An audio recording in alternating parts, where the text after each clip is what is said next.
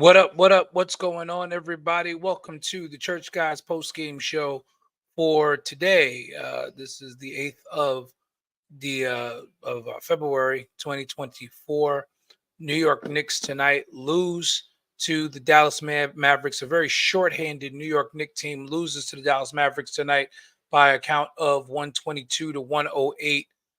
Game was close most of the night.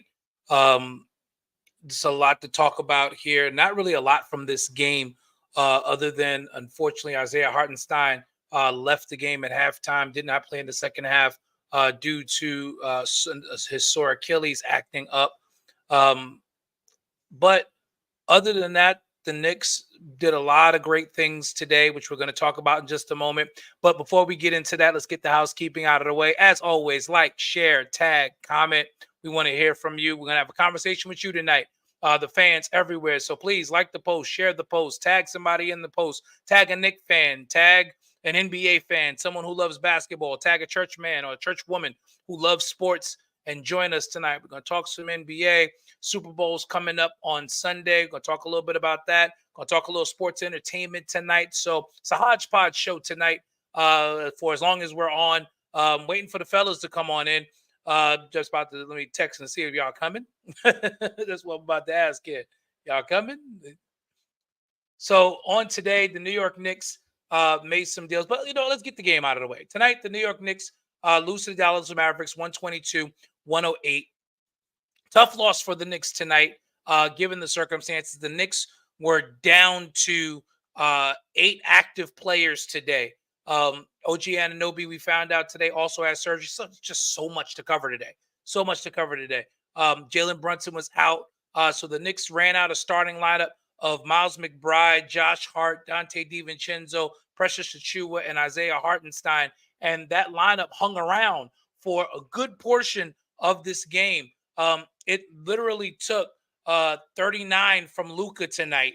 It took 39 from Luka tonight. Kyrie Irving had a pedestrian 16 on tonight.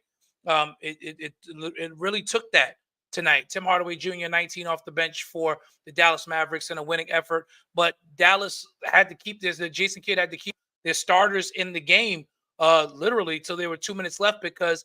And I want to really deal with this as Bishop J Mac joins us. The Knicks keep showing me something. Even in the loss, they keep showing me something. And again, this is not Homer speak. Yes, I'm a Knicks fan, absolutely, but I'm a realistic Knicks fan. This team shows me something. If ever there was a night to completely mail it in, it was tonight. No, like normally I'm yelling at the TV and with everything that's going on, I'm barking at the TV at games like this. Tonight I wasn't even upset because honestly, once I knew Brunson was going to be out, once it came out that OG has surgery and is going to be out past the All-Star break, knowing Randall's already out, Grimes got traded today. I'm sitting there going, okay, we're not going to have our new players tonight. Firstly, who will we sending out there? And then secondly, we're going to get blown out tonight. Okay, no, not a huge deal. I mean, our bench is essentially starting tonight. That's the way I looked at it. But this team just does not give up. This team, our bench can play with teams starting fives. Now, keep in mind, Dallas tonight had both of their superstars and couldn't put us away. Both of them. Luka had to go crazy in the second half to even give them some breathing room. And I mean, he got on my nerves in the last few minutes. I mean, he's doing stuff and making faces going down court. And I'm looking at Luka like, bruh, you're literally playing against a G League team right now. Bishop J. What's going on, Bishop? I have to agree with you. The Knicks, they just kept fighting tonight. We only had 2 players left on the bench after the trade today, so we were playing with 7 players, and I think they did a great job. Again, like you said, not Homer speak. A loss is a loss, but let's put it in perspective. As you said, for Luka to be putting on the man growl face, running down the floor. I'm like, oh boy, he's just happy to be in the Garden. Bless his little heart. Basically. Bless his little heart. I think him and Kyrie expected the Knicks to roll over tonight, and they found out that this team, the makeup of this team, the culture doesn't roll over. That's not the Knicks anymore. Yeah, Jason Kidd thought so too. That's why in the fourth quarter he took Luka out. Knicks made that little mini run. DiVincenzo was sensational tonight. Again, in the absence of Brunson, basically in the absence of a whole team, and he matched Luke. He really matched Luka going down the stretch. You know, he really did. They were going bucket for bucket. Listen, I'm not upset at all about this loss. It gets me excited about the future. When all of these players get back healthy, and everybody, the Knicks are at full strength or as close to full strength as they can be, it just makes you very excited right now as a Knicks fan. Hey, we dropped the game tonight. I don't think anybody's going to be able to come on here and badmouth the Knicks. You know, and Luke is mean growling, like you said, the bench of the Knicks. That's what you didn't play against our starting five, right? And, if you gotta put up that many points to beat this team, that's a great testament to the Knicks. Luka needed 39 to beat our bench tonight. Needed 39 to beat our bench, and again, I'm excited. I can't wait till after the break. That's all I'm waiting. I'm waiting until we get past the All-Star break now. That's my goal. Looking at and just to tackle that, to put it in perspective for all of you who are fans, the Knicks, the rest of this month. Okay, OG Anunoby had surgery. They didn't tell us what day it was. They just said based on the surgery, he'll be out 3 weeks. So the Knicks played today. They got one more game in this week with the Indiana Pacers. Then they've got 3 games next week, which will take us into the All-Star break. So you've got next week, you've got including this week, you got the Pacers, then a road trip through Houston, Orlando, and Philly. Philly is clearly in rebuild mode. They basically gutted their bench today. Yeah, they cleaned house in trades. Yeah. So that's something to worry about. The Orlando game worries me, of course, because for some reason now we have issues in Orlando. I don't know. We get Jalen Brunson back, and it's finally nice to be in a position to be able to say, if our superstar is playing, we've got a shot. It's finally nice to be able to say that. You know, it's been a long time as Knicks fans since we've been able to say, oh, this guy's coming back. Okay, we got a shot. So as long as Brunson is healthy through the All-Star break, which I think he will be, you got Knicks, Rockets, Magic, and Sixers. If the Knicks go 2-2 over the next 4, I'm good. I'm absolutely good. Stabilize the ship. Just be stable. That's it. Right. Then you've got the All-Star break, which is a week long. The Knicks' last game before the break is actually the 14th. I'm sorry. It's 3 games before the break. I'm sorry. I got that wrong. The Knicks got 3 games before the break. So it's the Pacers, Rockets, and Magic. That takes us to the All-Star break. Then the next game after the break is the Philadelphia 76ers, which is not until Thursday the 22nd. That's beautiful. Then on Saturday the 24th, the Boston Celtics come into the Garden, which will be the litmus test. That Randall's supposed to be reevaluated during the All-Star break. Who knows? He may be back in time for that game. Mitch is resuming on-court activities right after the All-Star break. Hopefully the All-Star break gives everybody a chance to heal up. So it gives some Achilles rest to Hartenstein. It gets Randall ready. It gets OG ready. And OG just seems like one of those guys that's going to be ready a little sooner than the prognosis. He just seems like he's that he has that kind of a body. So you might be looking at us being very close to full strength come the first week of March. And that's when the dog days of the season really hit, because after that Celtics game, March the 26th, you got the Pistons, Pelicans, and Warriors all coming into the Garden to close out the month of February. Then in March, you got 14 games in March with the Knicks going to Cleveland, the Hawks, Magic at the Garden. The Sixers come back in for another one of these weird back-to-backs where the Sixers play the Knicks twice at the Garden, which will be fun. Then the Knicks have their final West Coast swing in the middle of March. The Trailblazers, Kings, Warriors, Nuggets. So leading down not that it's going to be an easy second half of the season, but I can truly say that the hard part of the schedule is behind us. The hard part of the schedule is behind us. So getting everybody back at this point or at that point is going to be great. So let's get into it. Today, the New York Knicks made a trade that says we're all in. Today, unless you were under a rock, today was the NBA trade deadline, and the Knicks made a deal today, sending Quentin Grimes, Evan Fournier, Malachi Flynn, as well as 2 second-round picks to the Detroit Pistons.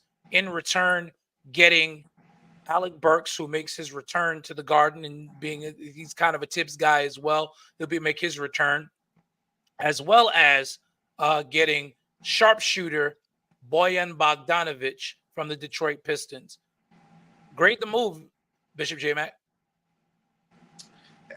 Listen, I think the Knicks made the biggest splash at the trade deadline. I'm in total agreement. Grimes gets to go. He wanted out. Him and Tibbs weren't seeing eye to eye on his playing time anymore.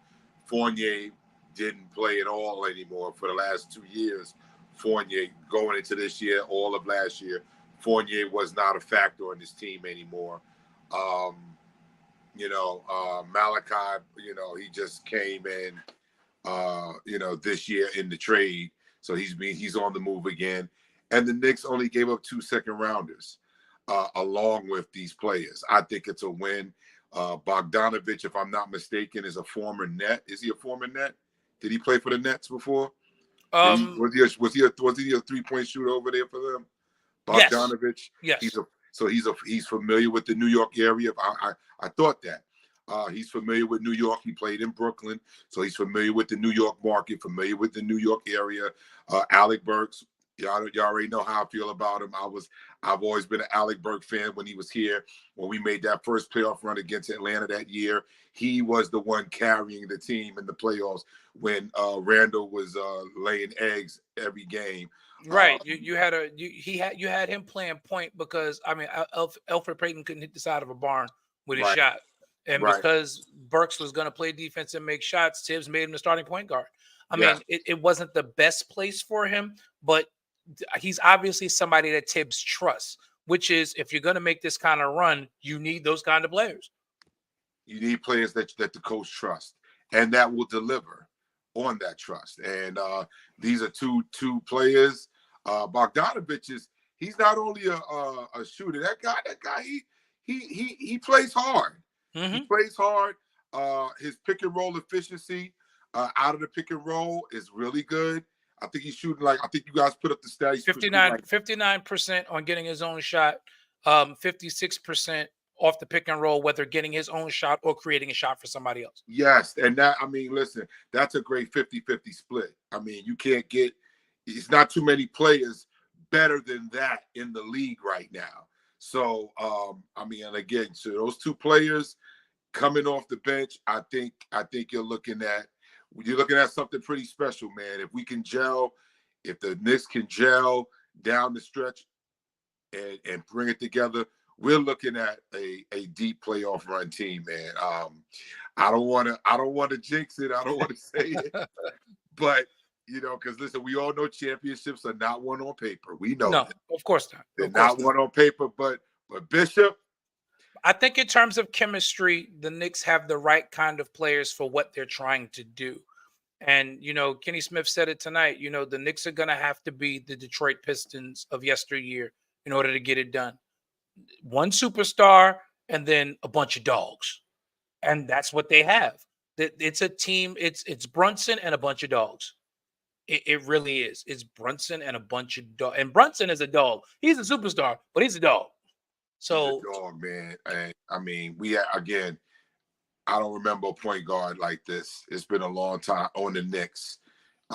We say Mark Jackson, but Mark didn't really play defense. He wasn't a penetrator. Mark was more fast break guy. Put the smaller guard in the post, put him on the post, and pass out of the post.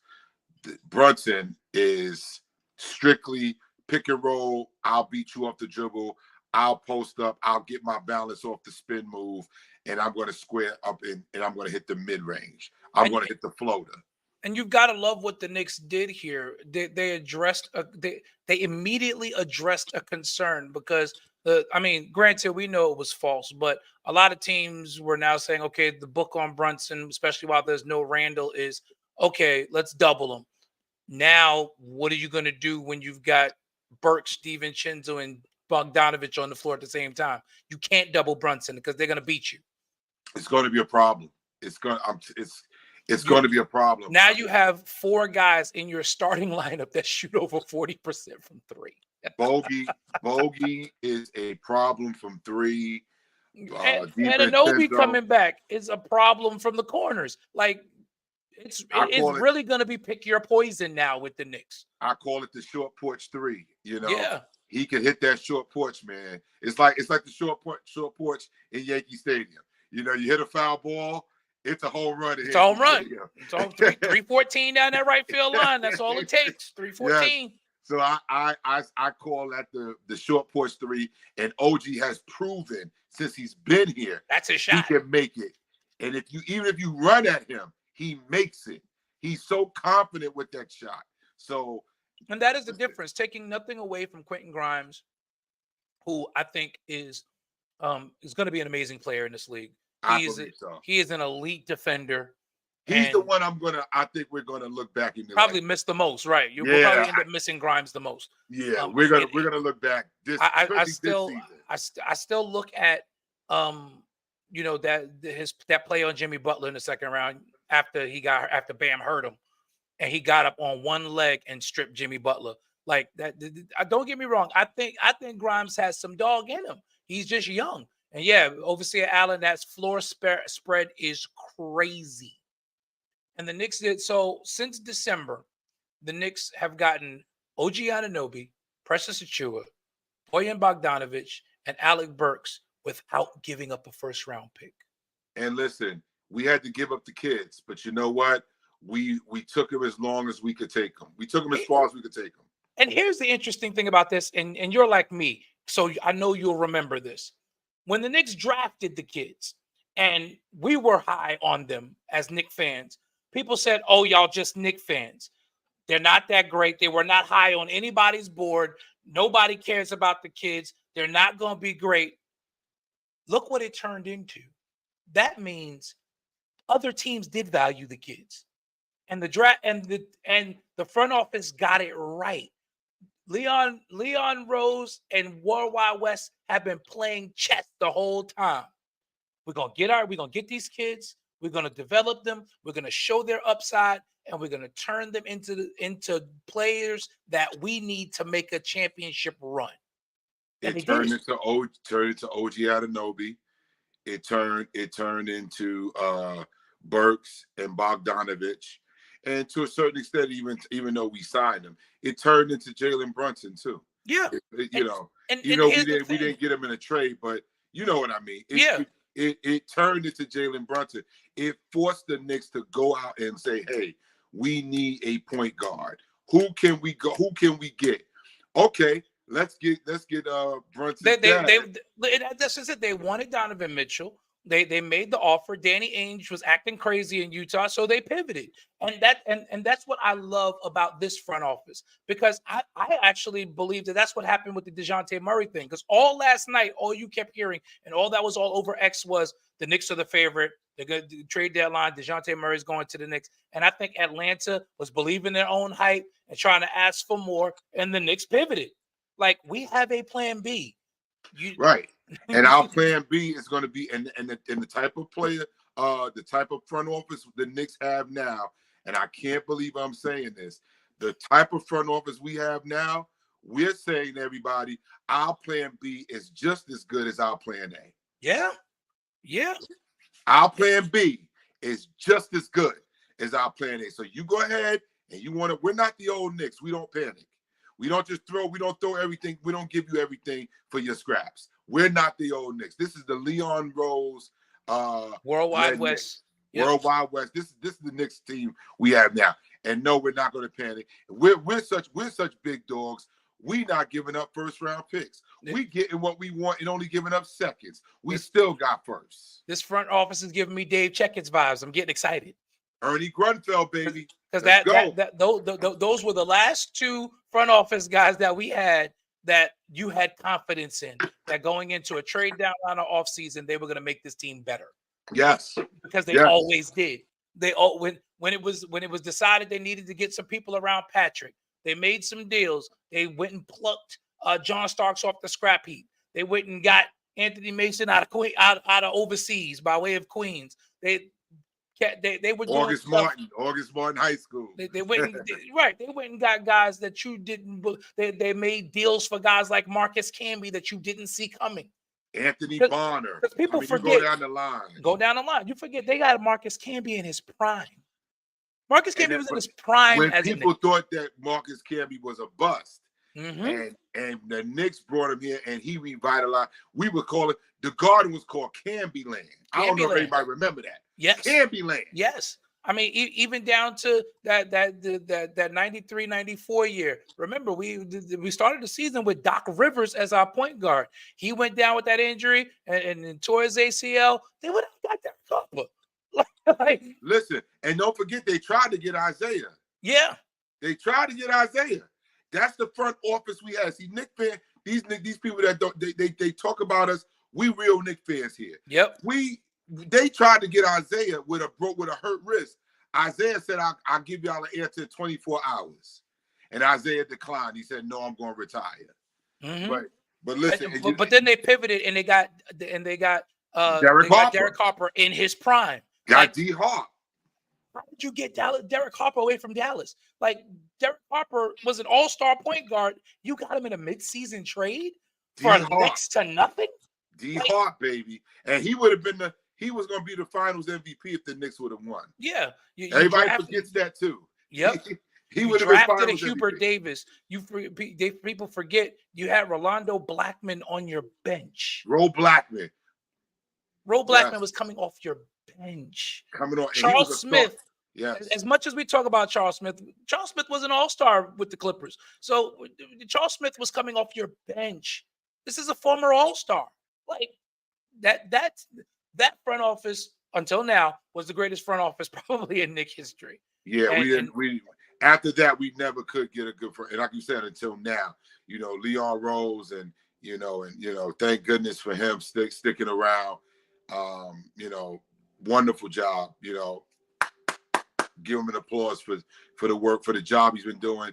Even when we thought, why is he sitting on these picks? Why don't he do something? Well, listen, and we still have all 11 tradable picks. All 11. All so 11. Going into the off season, the Knicks have a bright off season. We could trade for a superstar. We can still, and that's just it. They are still flexible, and not for nothing, they may not be done this year. I was just about to say because the buyout market starts after the All-Star break. We're still waiting for the buyout market. Buyout market kicks in. 2 slots on the bench. We're well below the tax threshold, which means we can give somebody a mid-level exception. So you're not bringing somebody in for just the veterans minimum. So you can outbid teams for the type of talent. You can still outbid a team for Kyle Lowry. You can still make that move. There are different things. And yes, Chris, they learned that it's not about names. It's about buy-in and culture. It builds efficiency and proficiency. Well said, Overseer Allen. And it's a true statement. The New York Knicks have rebuilt the culture, and it's absolutely great. With Christian McCaffrey, Offensive Player of the Year, Myles Garrett, Defensive Player of the Year, C.J. Stroud, Offensive Rookie of the Year, Will Anderson, Defensive Rookie of the Year, Kevin Stefanski, of the Browns, Coach of the Year. Okay, that just came out. All right. Well, those are all. I have no problem with any of those. Yeah, those were good choices by the NFL and the NFL writers. Those are definitely good choices. Yeah, I have all those. I agree with every one of those. I agree with them. Yeah. Willie, I love you. You're my brother, but I can't talk to you. I can't talk to you because you came on this show 2 weeks ago and you tried Wait, to wait, say, that's the same. yeah, that's the same one. You came on this show 2 weeks ago and tried to say that my point guard is not a superstar. And he only went out and averaged 40 points a game for the next week, along with 9 assists, leading us to 4 victories in 5 games. One of your points was, does he make players around him better?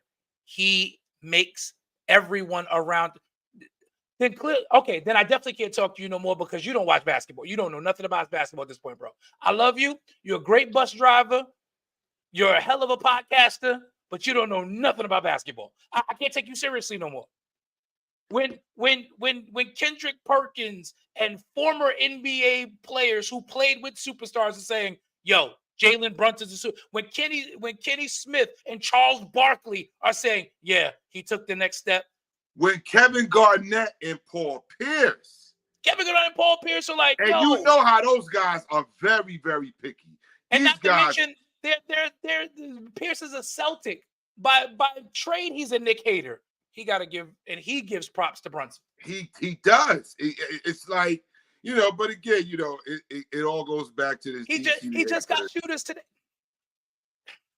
You're making my point again, just like you did when you were on the show. So if you want to say that he didn't have shooters before, why did he average 9 assists during that period as well? Why did the Knicks win 4 of those 5 games? Are you going to say that superstar point guard who led them didn't get the job done, didn't make the shooters that he had around him better? This just is them getting more shooters today because Dante DiVincenzo is a flamethrower. Right. Period. It's not like they didn't have shooters before. They Quentin just Grimes, got more. yes, Quentin Grimes was shooters. inconsistent, but he's a shooter. Emmanuel Quickly was a young shooter. Again, still rounding into his own. And with Jalen Brunson leading them, they are the 3rd best team in the Eastern Conference. So now he's got more shooters around him. If these shooters are going to do what they need to do, let's see if these shooters. Right. It wasn't like he didn't have shooters around him Right. before. They went out and got more shooting to add to DiVincenzo, you know, and to add to Josh Hart. Willie, you trolling now. Let's see if these shooters help them move the needle in the playoffs. These are proven. They traded the young, inconsistent shooters for proven shooters. Right. They went out and got expert marksmen. Bogdanovich is shooting what, 40%? 41%. He's shooting 41% from 3, and Burks is shooting 40% from 3. Right. So Vincenzo is shooting 45% from 3. What do you? And he's already on the team. team. I don't know what more he wants. I guess he wants blood. He just wants to be a Nick Hater, and I'm fine with that. I'm fine with that. Get your team out to play in, then we can talk. Laker fan. You get your team out to play in. Yeah, wait. He said, "Tell Mr. Green to enjoy the play-in conversation." right. Tell you, let's get your superstars to show up on a consistent basis. And the Lakers made no moves today, by the way. They couldn't. The Lakers are strapped. So they're stuck. Between AD and LeBron, those salaries have them way over the threshold. There wasn't really anything that they could do. He's not a superstar in my book. You don't have to change your mind. And no, that's not what makes you a superstar. It's a consistent body of work, regardless of whether it's in the regular season or in the playoffs. But for the record, if you watch last year's playoffs, he did it in the playoffs already. Well, I'll say this: Is AD a superstar? I guess not, because he's never done it in the playoffs either. Right. That's my point. If we're going to judge it on that, AD is not a superstar. AD is not, he's not even a 1B. He's a 2 or 3. Right. By Willie's logic. If we basing it on that, AD is not even a top 10 talent in the league. You're good with the Lakers not making moves. I don't know how, because that team is on the brink of implosion. Right, unless he's saying he's giving up on the season. Maybe that's what he's saying. He's giving up on the season. Maybe that's it. That's your point. He's on 1 year of work. I'm sorry, this is year 2 because he was consistent last year. Yeah. I mean, he was consistent throughout the regular season and playoffs last year. He's in his 2nd year of body of work and has raised the level of his game from last year. That's what superstars do. They raise the level of their game from year to year. If he's all NBA, he's not a star. I mean, he's on his way to all NBA. Yeah, I mean, obviously with him making All-Star team this year, he's on his way to all NBA. He's all NBA second team easily. So you're gonna say if you're all NBA, you're not a star. Anybody that makes all NBA is a star, is a superstar. Anybody that makes it. And that's why NBA rules, because if you make an all NBA team, you're now eligible for a Supermax extension. Only all NBA players are eligible for those. I just told Donald Corey Ballard, because he was breaking about the Clippers today. Yeah, he was mad they didn't make no deals. I saw that. Yeah, and I said to him, how are you complaining about the now that's a team that don't need to make no deals. They're fine. Yeah, he's upset. I'm like, y'all got 4 all NBAers. 4. You got PG, Kawhi, and you got Westbrook off the bench, and you got Harden. You got 4 all NBA players. But that's what happens when you're used to your team choking. And that's that PTSD. We know it well because we're Knicks fans. So we understand it well. So you don't know how to take the prosperity. You don't know how to take the prosperity. So I'm not mad at Corey for that. But I disagree with Mr. Green about. I mean, listen, he has the right to feel the way. You're not going to, and we're not going to convince everybody. And that's fine. I mean, I'm just going to let Jalen go out and continue to do what he's doing. If he get us to the Eastern Conference Finals, I don't care what anybody says. Even if we don't make it to the finals, you a Final Four. I'll take Final Four in this NBA. Year because again, that puts us ahead of schedule. We were not supposed to be there yet. Because they never anticipated Leon Rose making all the moves that he made. That is correct. We didn't even anticipate it as fans. I mean, the NBA analysts are all saying, yeah, the Knicks have vaulted themselves into the conversation for being Final Four easily. They've vaulted themselves into the top 3 of the conference just with the moves that they made. Everybody is saying the Knicks won the trade deadline. So it's true. Yes, we have to see how it translates. But I'm not worried about Alec Burks. I'm not worried about Bojan Bogdanovic because these are proven commodities. Alec Burks is a role player. He's a Swiss Army knife. He's going to come in and do whatever is asked of him. He proved that the 2 years he was with us previously. And he plays defense. And he plays defense. Is he Grimes? No, absolutely not. But he is a plus defender. And you put him, and again, it's more length. He's 6'5". Bogdanovic is 6'7". We finally got some length because we were suffering in that department. Yeah, and when you got Josh Hart guarding guys that are 6'7", 6'8", you're losing something. As good as a defender as Josh Hart is, I need Bojan Bogdanovic guarding. Now Anunoby can play off the ball. You put the defender on, or Anunoby can cheat over. And I'm good with that, man. I'm good. And I'm good with everybody underestimating the Knicks. Keep on underestimating the Knicks. Keep on talking that Brunson's not this, he's not that. Go ahead. I love it. I hope the teams that we're playing feel the same way you do so we can shock everybody. They have, and that's why Jalen Brunson is averaging daggone near 30 points a game. That's why. My only concern is the health. That's my concern. I mean that's going to be a concern throughout the league, you know, and it's a very true statement. Oh, boy, we got another one then rolled into the What's studio. Going on, Overseer Hendrickson? Yeah. Did you see his little video he put up yesterday? I did. Okay. I did. All right. on the idea of the health piece, I've got to say this. I do think that this depth and bringing in guys that Tibbs is going to trust is going to help in that regard. I think Leon and Wes recognized what they needed to do, which is not for nothing. And hey, we bring in Bishop L. As I said earlier, you know, the kids turned into stronger veteran NBA players with proven track records. Because again, you didn't necessarily need a superstar. You got your superstar. We didn't know he was one, but he is one. You've got your number 2 in Brunson, or I'm sorry, in Randall, or even Anunoby if you want to go that route. So now you bring in the Swiss Army knife, who is Alec Burks, who can guard 1 through 3, who can play the point, because he's proven to us that he can do that for stretches. So you don't have to rely on. You can play Deuce more off the ball with the second unit. The only person that's going to lose minutes, honestly, is Deuce. And I hate to see it, but I'm okay with that. But again, we're in Deuce. Deuce is gonna lose minutes. Deuce is gonna lose minutes, but it's okay. Deuce is 22. Deuce's time is coming. I'm okay with it. We're trying to win right now. We're making it. We are in win now mode. We are in win now mode, and that's what it is. Tibbs is gonna burn him, and then the Knicks fans are gonna no.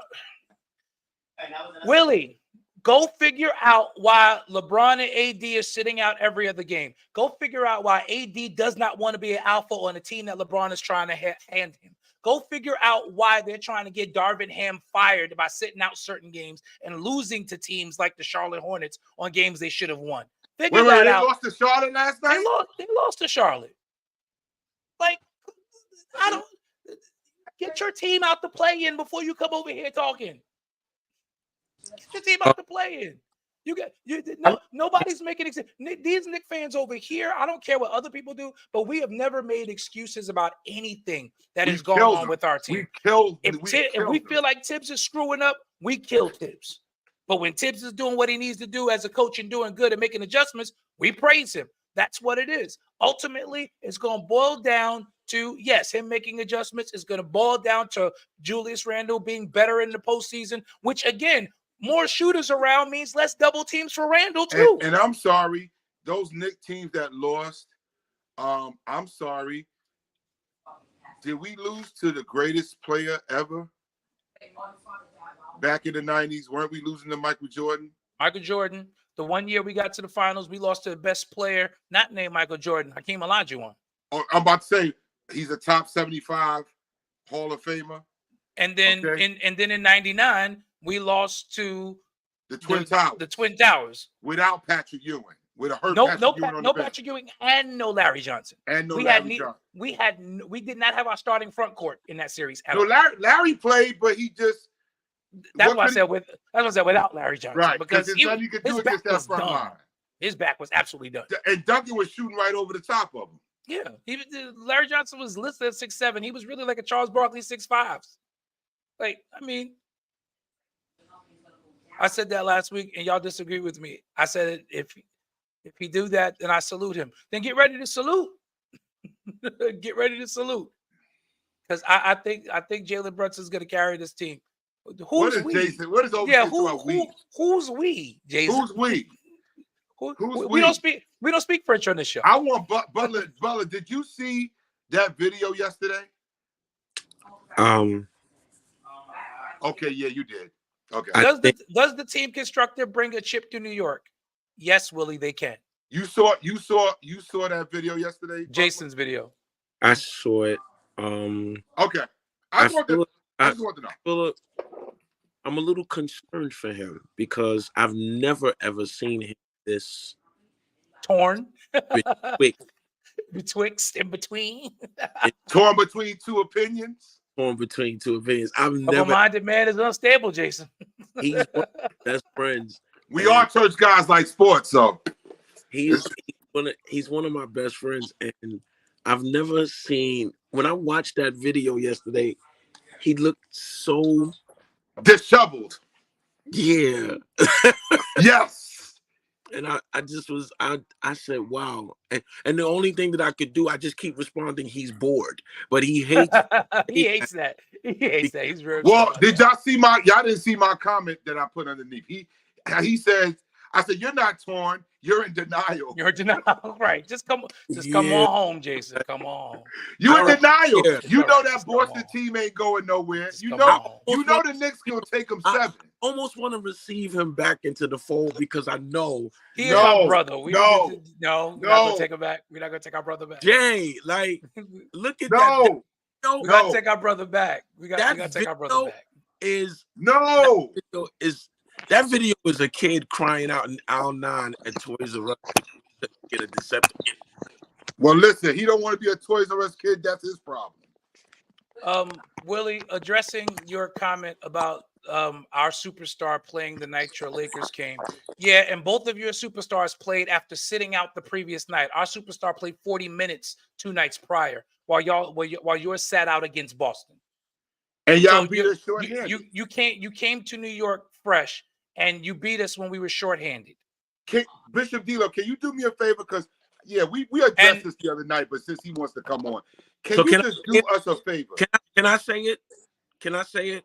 Go ahead. Okay, but I want to. I want to ask him to do us a favor too. Willie, you don't double team so-called superstars. You don't. Who still had 36 and 9. You double team somebody because they are a superstar. And he still had 36 and 9. He had 36 with the double coming at him at almost every play. And 9 assists because he doesn't make the players around him better. Yeah. Short-handed. Your Lakers cannot beat our Knicks. Knicks ran out of gas. The Knicks D'Lo, ran out of gas. That's it. Can you do me a favor? I know you got your computer right there. Sure. Can you just pull up the score when we went to LA? Could you pull up that score? I absolutely can. Let's see. Because the way these Laker fans are talking like it was a 2-0 sweep this year. But I do recall we went to LA first, and we didn't even have OG on the team. We had RJ and Quickly on the team. And we went out there, and I do remember us winning that game. Am I right or wrong? Did we win that game? We did. Okay. Because the way these Laker fans are talking like it was a 2-0 sweep. We won that game. We did. So if you could just pull up that score, you ain't even got to pull up the box score, but just pull up the score. Because these Laker fans need to be reminded it's a split. Well, I think that it is important that we do pull up the box score. Okay. Since it's an off night, let's do it. But I'm saying it's a split the last time I checked. I know it's not a 2-0 Lakers sweep season series. It wasn't. Okay. Because I'm really getting tired of these Laker fans. They got one win in the Garden against a short-handed Knicks team. It's like they won the chip or something. We won that game 114 to 109. 114-109. 5-point games both ways. Where did Jalen have in that game? At full. Did LeBron play that game? LeBron played that game. He did. Did AD play that game? He did. AD played that game. Okay. AD and 32 points couldn't beat us. LeBron and 25 points couldn't beat us. Austin Reeves had 20 points that game.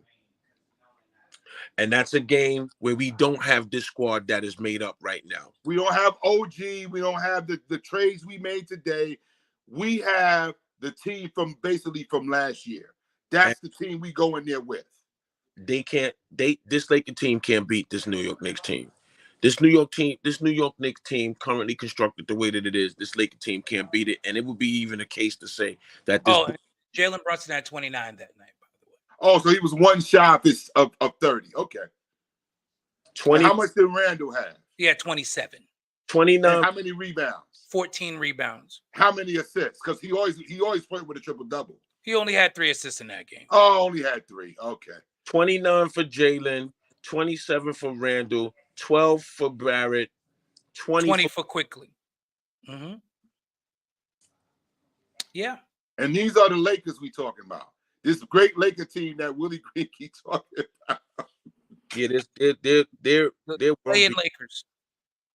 They're world beaters. But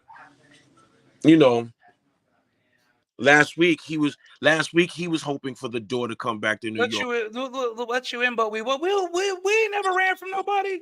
So, he talking about let me in, but y'all won't. Send this dude the link, please. Like, because Willie love all of this talking. All he gonna do is come on here and bash Brunson, guys. Why y'all want to? I'm gonna give you a little bit of shine. Joe Flacco wins comeback player of the year. Good choice. He was great. Good choice on that. I'll have no problem with that one either. Jets fumbled not signing him as the third string quarterback this year, but yeah,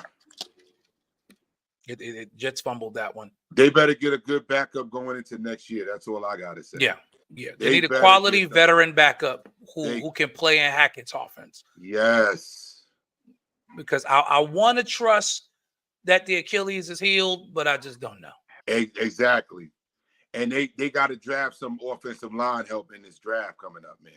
Lamar They got- Jackson, MVP. I Well, didn't we get an choice. opportunity to. I didn't get an Good opportunity to watch this game. I was in a leadership meeting with. You didn't miss nothing. You didn't miss nothing. Okay. You No, didn't miss- no, I won't say you didn't miss anything. We had 8 players.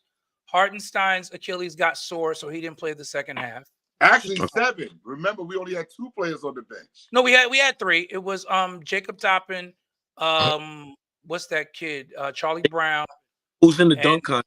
By the way, I've and never. Todd Toppin. Gibson and Taj Gibson.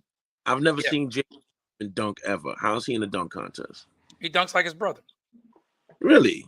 Yes, he got hops like He his scored brother. his first basket tonight off an offensive dunk, Yeah, offensive rebound. he got hops like his brother. Okay. He's been burning up the G League. He's Okay. averaging like 30 a game in the G League right now. Okay. Okay, so Willie wants to come on, so here he is, What's up, gentlemen? sir. Hello, Laker fan. Absolutely. Lakers until I die. Okay, Listen, I'm going to say this first and foremost. well, we're gonna talk about that in a minute, Mike McFadden. We I still on actually- basketball right now. Go I ahead. actually like what the Knicks did today. I must say, for those that think I'm a hater of the Knicks, I'm not. I like what they did today because now this lets them stack up with the Eastern Conference teams that are above. I do like their matchups because now they can match up with teams like Boston and Milwaukee when it comes to spreading the floor. And your superstar and the other superstars in the Eastern Conference can match up. And these playoffs should be really good playoffs. Granted that they make it in because anything can happen. Any injury can stop a team from making it in the playoffs, especially with the way the league is formed now. So I do like what the Knicks have done. Don't get me twisted and think I love good basketball. I just don't like when teams are put above the echelon of what they have been in prior years. And they got to show me more. That's all I'm saying about the Knicks. I don't hate the Knicks. They just got to show me more. But the See, NBA regular is a season show me doesn't matter league. to me. Regular NBA season is doesn't a- matter. But to say that is kind of off because the NBA is a show me league. What you did last year doesn't matter, which is why you don't. Everybody starts 0-0 from year I to agree year. with you. I agree. So with you. so I agree with the fact that no, whatever is prior year, you got to show me more. But if I'm 48, 50 games into a season and I'm seeing a body of work already, I've got to believe what's before my eyes. And I can't speak for other people, but I know that if you come on this particular podcast, you are dealing with 3 of the 4 hosts because we all know Davey is a homer, and that's fine. We love it. It works for us. Davey is a homer. But for the rest of us, we are very much honest Knick fans. We're honest about our team. We're honest about their ability. We're honest about where they are. And speaking for 3 gentlemen who have pretty much, I know in my case, I've seen every game this season. Okay. J-Mac has seen just about every game. Elle has seen just about every game. It's 'Cause the only one I'm the missing. lunatic that if I miss a game, because I have Fubo as one of my apps, it records the games for me, so I go back and watch it the next day, even if I know what the final score is, because I'm just And now- that kind of a and now crazy that you basketball. I watch you every on Laker. to football. I watch every Laker game, so I understand your gist of why you feel the way you feel about your team. And that's cool. You put Right. me on the Fubo because I didn't know. I mean, Tubi or whatever it is. You put me Fubo. onto it because Not I was Tubi. in Atlanta a lot, so a lot of times I missed the games. Mhm. But now I've been watching every game. I've been into it. But again, we're not homers here. We listen. I don't know how long you've been watching, but I've killed Tibbs more than these guys. These guys. I just seen him. He has a body of. Only reason why I say this, and it's not a slight against Tibbs, right? But I've seen Tibbs. Tibbs is not. He hasn't particularly been good with younger players. He True. runs them in the ground. Right, He and runs this them in the and this ground. is what I'm saying Or about. This is it's what an I'm saying extreme. about his Either he superstar. runs them in the let's ground take- with the let's ones he take the other trusts, night- and the ones he don't trust, he don't play. Right. Now We know let that. me say this, right? Just think about the other night. Like Jalen didn't play tonight because of a twisted ankle. A game he should have came out of. I personally felt he shouldn't have played that game because that game was basically like a scrimmage game they played when he twisted his ankle. Like he didn't have to play that game. Those the type of load management games you got 2 weeks before the All-Star break, and I'm just saying it because this is the way you have categorized it. Your superstar is now going into maybe his first All-Star bid. He's going into it hurt. I don't agree with that. If you know this is your all-star player, it's time to rest him, get him ready for the home stretch of the second half of the season. Those are the games that really count. Even though seeding looks like what seeding is right now, something like that, he could have been catastrophically hurt the night he twisted his ankle. And then what? You already got Julius out. Julius out. And now you potentially could have had Brunson out, even though it was just a tweak. But you can never tell. But this is the history of Tom Thibodeau. He runs his players into the ground, and then when it's time to really step up and play, they don't got nothing left. They don't have nothing left. Not to make an excuse for Coach Thibodeau, again, having watched that game, he was getting ready to pull Jalen out of that. He had pulled. Jalen did not start the fourth quarter. The Knicks were up 23, and the opposition made a run and got the game down to 15. So Was it Memphis? I believe it was. Was it Memphis? It was Memphis. It was Memphis. Okay. It was Memphis, and so he had I know I was watching the right game, right? So he needed to bring. So he felt like he needed to bring Jalen back to that game. The Eastern Conference, and again, this is not. This is just thinking in terms of a coach who is coaching for his career right now, because ultimately he understands that this front office has gotten him his type of players. They're playing his type of system and his type of culture. So Tibbs has to deliver. And the Eastern Conference being so close together, it's a wide. Even though the Celtics right now are leading the conference is wide open. So I agree with you. There's literally 3 games between the 3rd seed and the play-in. So if there was some more room, I would say you're absolutely right, Willie. In a perfect world, you don't want Jalen in that game. But if you're trying to avoid the play-in, because Memphis is a meaningless game. Meaningless. It's not meaningless when you've got Milwaukee right behind you. You got Cleveland right in front of you. Miami's trying to right their ship. Orlando and Indiana are trying to take the lead. And there's a 3-game difference between you in the 3 spot and that 7th seed. It's a 3-game difference. So if we were talking about a 9-game difference between the 3rd spot and 9th spot, I would be with you 100%. Like, get them out of the game, keep them out of the game, because at that point, that game is meaningless. You've got to keep winning games because you have no cushion. So you got to go out there with the best players that you get to win games. Something that Steve Nash said, and Stan Van Gundy said it tonight, because people in Brooklyn, when Kevin Durant was in Brooklyn, they were complaining that Nash was playing Kevin Durant too many minutes, and Kevin Durant and Nash was like, "You're right, I could play him less minutes, but understand that if I did that, we would lose a lot more." And that's a true statement. But it's a true statement. But this understandably coming from a person that has never coached in the NBA before. So that answer is literally like political because of hearsay or because of public opinion. He's never coached in an NBA game. So Steve Nash's answers would come Steve Nash off to played in the NBA though. So yeah, but translating from player to coach is totally different, bro. It is there is a difference, but you can't act like it does not have some sort of credence. A statement has some sort of credence because he played with great players. He saw what those things do. And I never agree with Gilbert Arenas, but Gilbert Arenas said something last week that I totally agree with this whole thing happening with everybody being upset about the 65-game rule in order to qualify for postseason awards. Gilbert Arenas said, "You know what? The player of today is soft."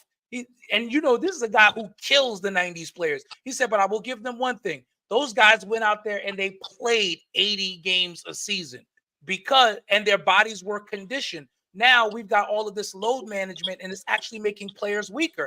I agree with that. I'm still trying to figure out why is everybody wearing low top sneakers all of a sudden? Because when I grew up playing, I'm trying to figure that out too.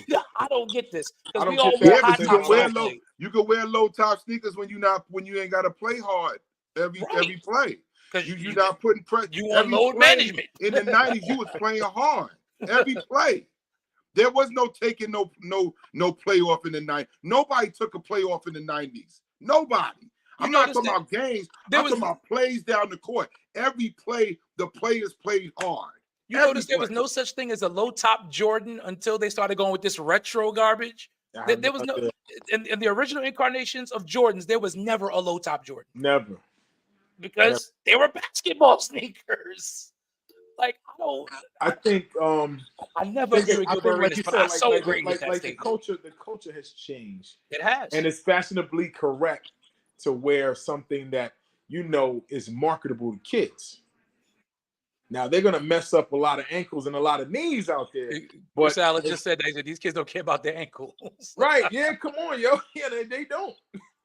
Well, that's why you see a lot of sprained ankles in the league. A lot of sprained ankles. You see a lot of them. You didn't see this many sprained ankles in the old NBA. No, you saw knees. Yeah. You even heard occasionally about ribs. Right.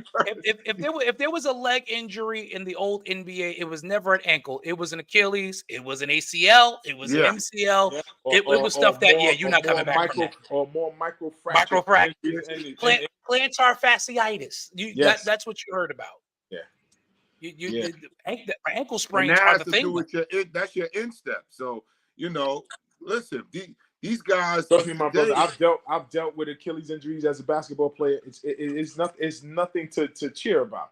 Nothing. That's nothing at all. That's 8 months off of your career and pretty much a year off of your life walking, nevertheless running. So listen, my brother Pastor Jamel Lewis tore both of his Achilles playing basketball. So it's like that.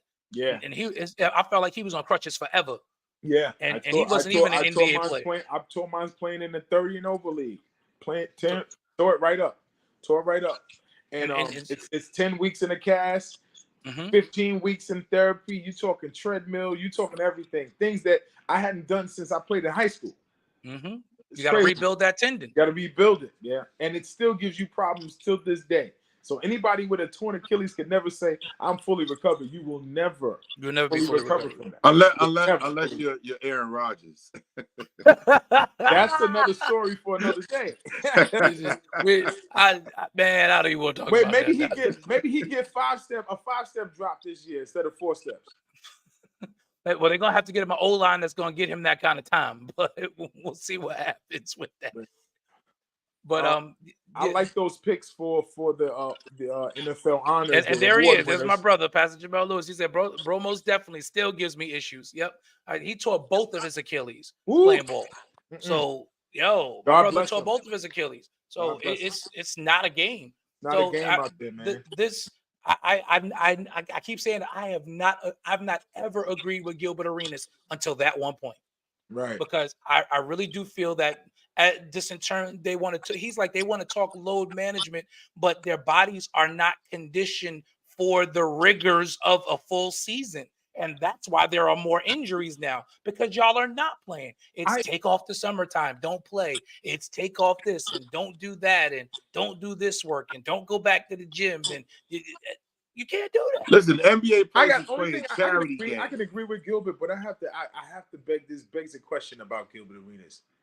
How many games did he really play to really be able to make that statement? Because he was a guy that really didn't play a lot of games as well. But he had legit injuries. Like if I'm not mistaken, I believe Gil tore one of those big ligaments as well. So I mean, I think he tore his MCL and his LCL. Yeah. So he does understand it, and he understands what it takes to get back from that. So he can say, if your body's not conditioned right, those things can happen and you're more susceptible because again, while basketball isn't the collision sport that football is, it is a contact sport. Right. And because it is a contact sport, and they say it, in the NBA, there's a foul on just about every play. So with all the league has become cutting, right. If you're doing all that stopping, the reason why our coaches had us do suicides is so the body could get used to stopping and starting quickly. Yeah, back cuts and everything. Yeah. That was the point of those drills. Those were the point of footwork drills. Because if players aren't doing that stuff and getting it to a level to where their body is strong enough to withstand the rigors of that over the course of a 9-month season, as well as playoffs, right? I mean, what you gonna do? This is why up until this point, what they said, LeBron spends a couple $1 million on his body every year. Yep. Like you got to do that if you're gonna stay healthy, and you got to put in the work. Which is why, to his credit, for the most part, LeBron has not been injured, and quite honestly, LeBron has never really been one of those load management guys either. Right. So I give him kudos for that, and I'm not a LeBron fan by a long shot, but Well, the man plays. thing, He shows up and plays every night. I respect that. Yeah, these Lakers out here giving these Nuggets a run for their money a little bit tonight. Tell you that much. Yo, Pastor Jamel Lewis, Chris Allen is coming for you. I remember that. He said, Bishop D'Lo, did he tear it that time that I dunked on him in Kelly Park? Who's that? My boy, not you, but they talking about Pastor Jamel tearing his Achilles, because we used to play a lot when we was at True Worship. We'd be at Kelly Park. Kelly Park. Okay. We'd be at Kelly on a Friday night after midnight prayer. Oh my Jamel, God. Chris is talking trash. I hope you're still in this comment. You better get him. But again, the thing that impressed me again about the Knicks tonight is, with 8 players, essentially the bench playing, missing 4/5 of the starting lineup, essentially, other than Dante, Luka needed 39 to beat us. He needed all 39. And that the team doesn't give up. And I am impressed by that, because this was a game I did not expect to win, because obviously, trade deadline, trade happened. You're going to be short players today. And then, of course, OG has surgery. Jalen's out. Randall's out. Mitch is out. I'm looking at this game going, oh, this is a loss. And while we still lost, I expected us to get, and especially once Dallas went up 20 tonight. Dallas went up 20, I said, okay, just pack it up. But there was nobody that Tibbs could put in the game, so we had to leave those guys out there. But they kept fighting. They kept fighting. From what I heard, Hartenstein went down. Well, no, he's been having some Achilles issues, so they pulled him in the second half, so he did not injure it, because he's been having a little trouble with it. So they said it didn't feel right, so they didn't even bring him out for the second half. Because again, we get ready to go into the All-Star break. It'll give it a chance to rest a little bit, and hopefully he'll be okay going forward. But the Knicks play with 8 guys, only 1 starter, and we're in this game till the end. So I can't be mad at it. But I am looking to see what Bogdanovich and what Alec Burks bring to this team. Like I said, Deuce's minutes are going to suffer a little bit, but the Knicks are poised to make a big run. The Knicks are poised to make a big run, and if healthy, they can absolutely do it. But they position. The thing I like is the front office made moves that position them to be good. Will it work out? We don't know, but at least the front office did the right thing. Made the right kind of deals without mortgaging the future, without giving up too much. I mean, you got four key players over the last 2 months without giving up a first-round pick. That's huge. And $2.5 million left to sign those players. We got 2 roster spots, $2.5 million under the luxury spots. Absolutely, under the luxury tax, you can still make a deal. You still got all your first rounders. So if another superstar. You got to buy. You got the buyout market coming up for this season. Yeah, what you say, Willie? I was definitely impressed today because they, like you said, they got rid of some mid-level exceptions, some expiring contracts like Fournier. That was a contract that they had to get from underneath there because they would have had to pay him, his option for next year, and they didn't want to do that. Burks coming back and Bogdanovich is particular. Bogdanovich, because he spreads the floor and he's able to get his own shot. I like I said, I'm a fan of good basketball, whether it be my team or any other team. But them being able to spread the floor will be able to match up with teams that pick up the pace. And I say that in particular, like teams like Boston, teams like Miami that love to spread the floor and shoot the 3-point shot as the particular part of their offense, because some players that can break down a defense can get open shooters like Duncan Robinson and like Hero and those guys like that. The Knicks can now match up because now they have shooters, because now you have to play defense on the other end, and now that Brunson can break down the defense and get into the heart of the defense, those shooters will have free and open shots. That bodes well for the Knicks as long, like you said, like Bishop said earlier, as long as they can stay healthy. Yeah, Health as is long- wealth in the NBA. We own absolutely. The greatest Health availability is and- availability. Health and Tibbs not reverting back to his old coaching ways. and that's another factor as well. You're absolutely right. You're absolutely right. And he's been doing okay. I'm hoping that he stays that way. Like I said, And that's what I'm saying, D-Lo, Bishop D-Lo. When he He didn't, has to- he has to stay this revert way. back to that, he was coach of the year. I'll say that. He Yeah. can't He revert revert. back to shortening the bench. But let's think about something too. He had a veteran with him and Derrick Rose that had to keep that in his ear. Like, yo, you can't burn these cats out. You got me here as a veteran presence, trying to keep these young cats tuned into what you're trying to convey.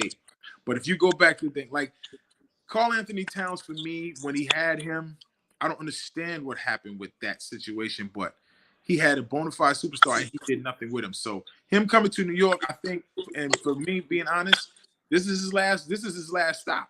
yeah. This is his last stop.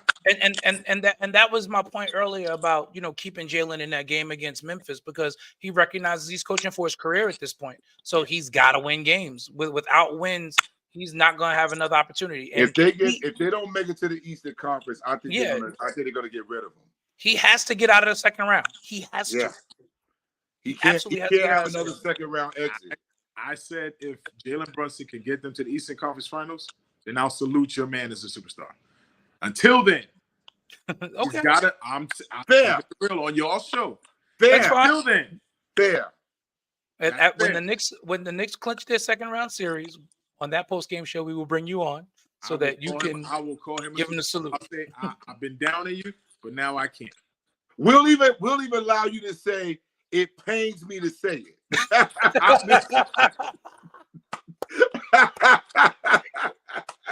It I'll pains me. take that. I'll take Say. that. We'll even allow you to say it pains me to say it. I won't even say that, even though you've given me the space to do that. I won't even say it. I'll be like, Jalen Brunson is a superstar. All right. I'll say it just like that. Okay. Yeah. So we're gonna mark it down. excuses, No nothing. Jalen Brunson get y'all Eastern Conference Finals, win or lose. Yeah. Win or Listen, lose. they get to the Eastern Conference Finals, win or lose, it's a successful season. It's a success because you took the next step. And so now you start next season as a legitimate contender. And like I said, I actually liked it because my boy put it up on his Facebook page that they were making moves. And I was like, oh, okay, let me see what moves they make. I said, oh, they in win now mode. And that's the first thing I said immediately. Win Like, now mode. And I said, I Knicks are in win now love mode. the deal. I love the deal. And the funny thing was, all the talk was either for the Knicks, it was either Bogdanovich or Burks. They got them both. They got them both. And gave up Got only rid of two second round. contracts.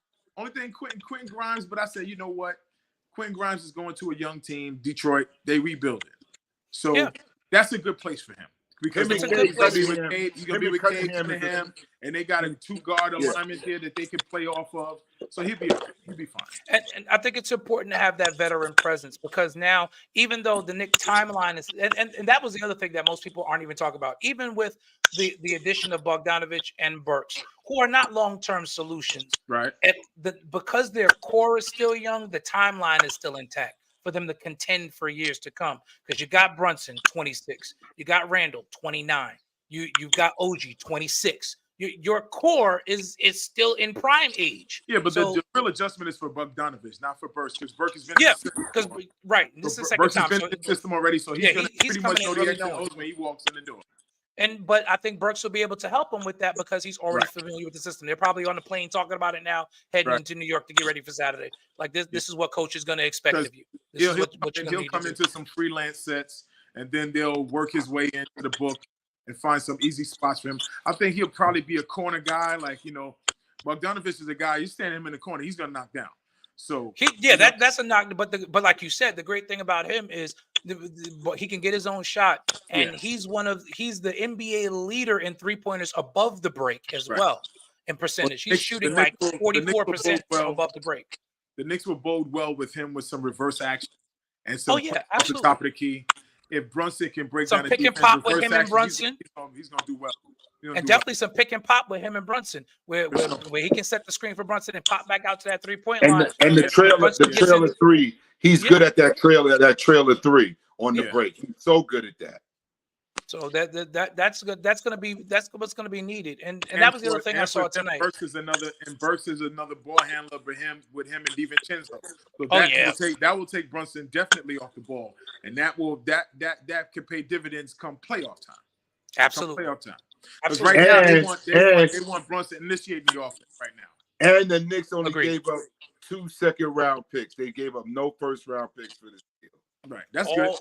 I think the long term for them, because now you got to think about something. Because even though, let's say, Knicks top 2, top 3 as the season ends, teams are loading up to get rid of your number 1 option. That's playoff basketball 101. Get rid of the first option. We can deal with 2 or 3 options, but not the first option. The first option we got to double down on the first option. So for Brunson with these other ball handlers, that will pay dividends for him come playoff time when it's time for him to move off the ball and work off the ball. Absolutely. So if he can do that, then you got a juggernaut on your hands. And I think he can, because he played with Luka in Dallas. And Randall buying in too. Randall not, if he plays like he's been playing, not trying to force it, not forcing the action, trusting the other players that's there. If Randall if he does that, yeah, I'm telling you, the Knicks got a great chance in this Eastern Conference. And honestly, that defense is really scary. I'm only scared of Milwaukee because they haven't found their niche yet. If they find it, then that's the only team that I would say, just in my estimation, not Boston. I mean, Boston is Boston, but I say the Knicks have to, and matchups matter in the playoffs. Agreed. The matchups matter in the playoffs. So, like you said, seeding is key. You got to win games. Your matchups are definitely a thing to watch, because you don't want to end up in that 5th or 6th seed, because now you got a playing team that you potentially have to worry about.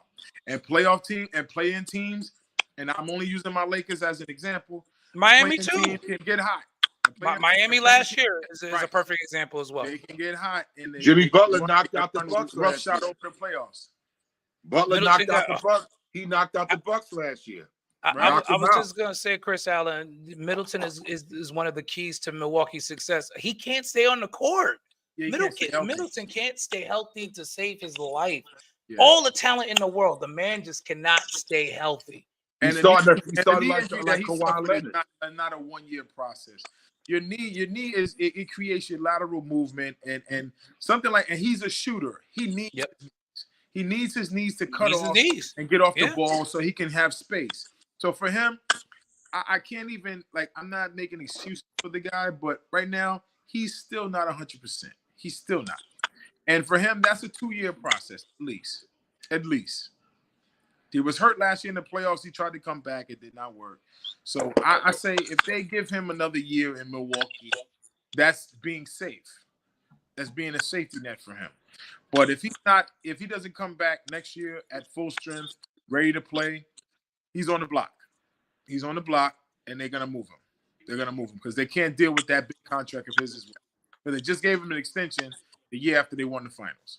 So there are a lot of question marks that have to be answered in Milwaukee. I agree with this statement here. Chris Allen says the team took a loss on Drew. True, and they tried to plug it today with Patrick Beverley, but I don't think that's enough. No, absolutely not. And Drew played both sides of the ball, whereas, no, he's not the scorer that Dame was. Andrew ran your offense. That's the thing. Yeah, and that's what I'm saying. He's not the scorer. And he guards the opposition's best player. That's true. And they people take that forget out of the this, hands of Giannis, because Giannis can do it, but they can't expend him knowing that they need him for 4 quarters. Right. And this is why if you notice when they play the Knicks, Giannis never guards Julius Randle. Never. Right. Because Julius Randle will get Giannis in foul trouble. Right. Absolutely. He will get him in foul trouble. And so, with that, I don't think Patrick Beverley is the answer either. Because, like I'm saying, people forget in Portland, as great as Dame was, and they made Dame this whole point guard, this great point guard. Dame played off the ball in Portland. CJ McCollum was the point guard. Mm-hmm.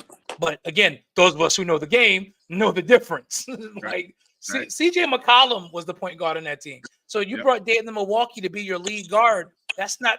And Milwaukee doesn't have enough defense on the perimeter where you can hide Dame playing against a Jalen Brunson, playing against a Terry Rozier, playing against guards like that.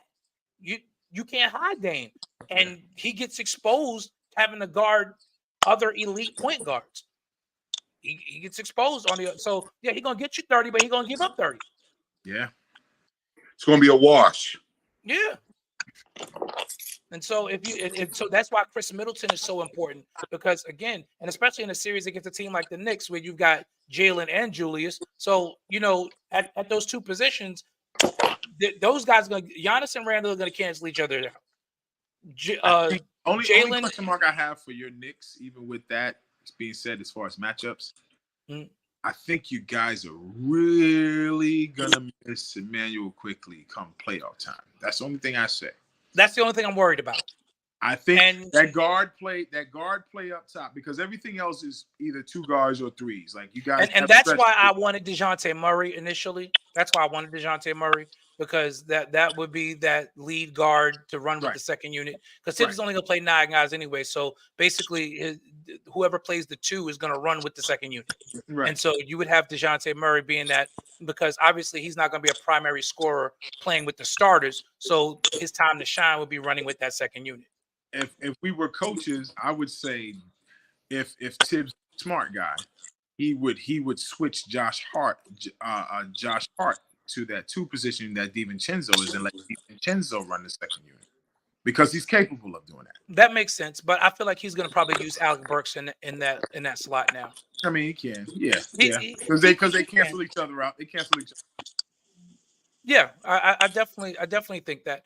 And it's going to come down to I just want to see who's going to close some of these games, because it's going to be interesting, because there are going to be times where you're going to want Bogdanovich on the floor in a close game where you need somebody that's going to be able to make shots. There's going to be times where you need a defensive stopper, so you're going to need Josh Hart. It's just going to be interesting to see who closes game, what the closing lineup outside of Randall and Brunson, who are going to be on the floor, who are going to be the other 3 players on the floor. The other 2, because OG is going to be on the court. So if you're getting Mitch back, are you going to see Hartenstein at the end, or are you going to see Mitch at the end? Are you going to see Alec Burks out on the floor sometimes, Dante sometimes, Josh Hart sometimes? Because if you need a bucket, you leave OG out there, and then you play DiVincenzo or Bogdanovich, depending upon what your size matchups are. But if you're just trying to clamp down because the other team is not shooting well either, but you're not making shots either, then you might want to go to Josh Hart. Somebody who normally closes is not going to close. Right. In this next. But one thing we do know, Brunson's going to always be out there. Brunson and Randall are going to be out there. That's one thing we know. We know the constant is Jalen Brunson and Julius Randle. And OG Anunoby. Yeah. And OG That's Anunoby. the constant. Because that's your guy who can switch to anybody on the floor. Yeah. So whoever the hot hand on the offense is, OG is getting that person. And so that may actually decide who the other closing players are, depending upon what the opposing team has going and who they've got going. So because you could very well against Boston, you're gonna see OG on Jason Tatum. You're gonna see that. That's what's gonna happen. Jason Tatum is being guarded by OG Anunoby late in games. That's a given. Against Milwaukee, why am I getting double? Yeah, I just saw that too. Who listening to it? Hold on one second. Wait a second. I know what I got to do.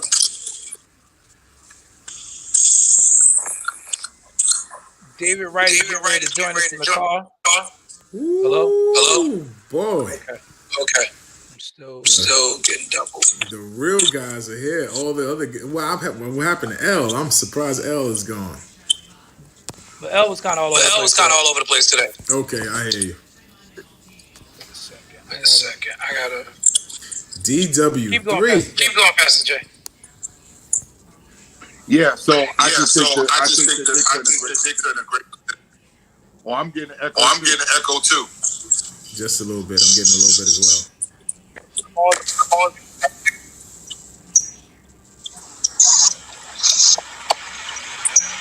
All the echo cancellations are on. I do see Pastor David Dave. Wright, what's going on?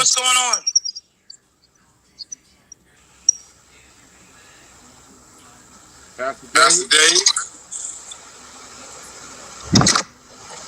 Yo, can y'all hear me? Yes, sir. Yes, sir.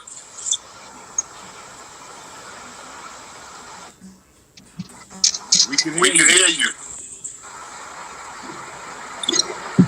Oh, okay, good. I got an echo. I don't know if that's me. Good. Now we all got one. Oh, okay. Well, I think we got a championship squad. I ain't worried about tonight.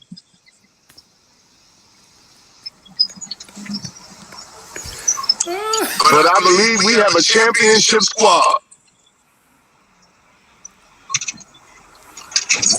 It's the 2004 Detroit Pistons all over again.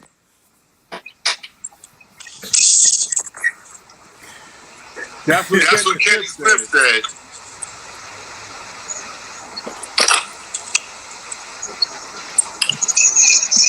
Kenny Smith said that. Kenny Smith said that. I believe him. Nah, That's what Kenny Smith said. this Knicks team has to prove themselves.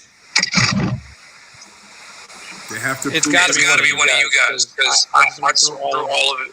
I went I'm through going all of to it. cancel back in and see if that works. All right, go ahead, Pastor Dave. It might be me. No, we can hear you good. Yeah, but he's the echo. Yeah. All right. No, not it. It's you, Willie. It is me? It might be. Refresh and come back in. Okay, no problem. While we're waiting for the fellas to come back in, yep, I think it was Willie. While we're waiting for the fellas to come back in, continuing this conversation, Mike McFadden, OG is out for 3 weeks with surgery, but we went over the timeline. This is going to take us to right after the All-Star break. Remember, the All-Star break, we got 3 games leading into the All-Star break, which is next week's games, and then we will be in the All-Star break, which is a full week long. And then after that, the Knicks should be fine, and OG will be ready to return at that point. So that should be no problem. So, yes, we're expecting OG back end of this month, beginning of March. All right, there we go. We're good to go. Yep, it was Willie. Cool. It's Laker equipment. It would be a Laker fan. It was a Laker On equipment. the West Coast right now. There we go. Wayne Allen said yes. It was the negative Lakers. But no, That Laker back. energy. We waiting got for that Davey Laker to come energy back. on here. David, if you're watching, come on back. We good to go. We figured out what it was. We eradicated that negative Laker energy, and now we're back to having a regular show. So, David, come on back in. We want to hear from you tonight as well. So, again, NBA is going to get very interesting. Gordon Hayward traded today, which I think was an outstanding pickup for the OKC Thunder. Getting Gordon Hayward. Yeah, they got a nice wing player, veteran presence. They're going for it too. They're going for it too. They're coming for Minnesota. They're coming for Minnesota and Denver, especially Minnesota. That's who they're really gunning for. Yeah. Because that's what that matchup is for. Absolutely. Yeah, that's a definite move. That's a shot to send to Minnesota. Yeah. Yep. So we'll definitely be looking at that, and we're definitely excited about what's going on there. Pivoting away from basketball for a moment. World Wrestling Entertainment. So those of you who are not into sports entertainment, y'all can stay on. Like, share, tag, comment. You got a wrestling fan in your family. Get them on this podcast right now while you got a chance. Let them know we're pivoting. Tonight, the WWE held their nice kickoff. choice of words, by the way. Pivoting. Go ahead.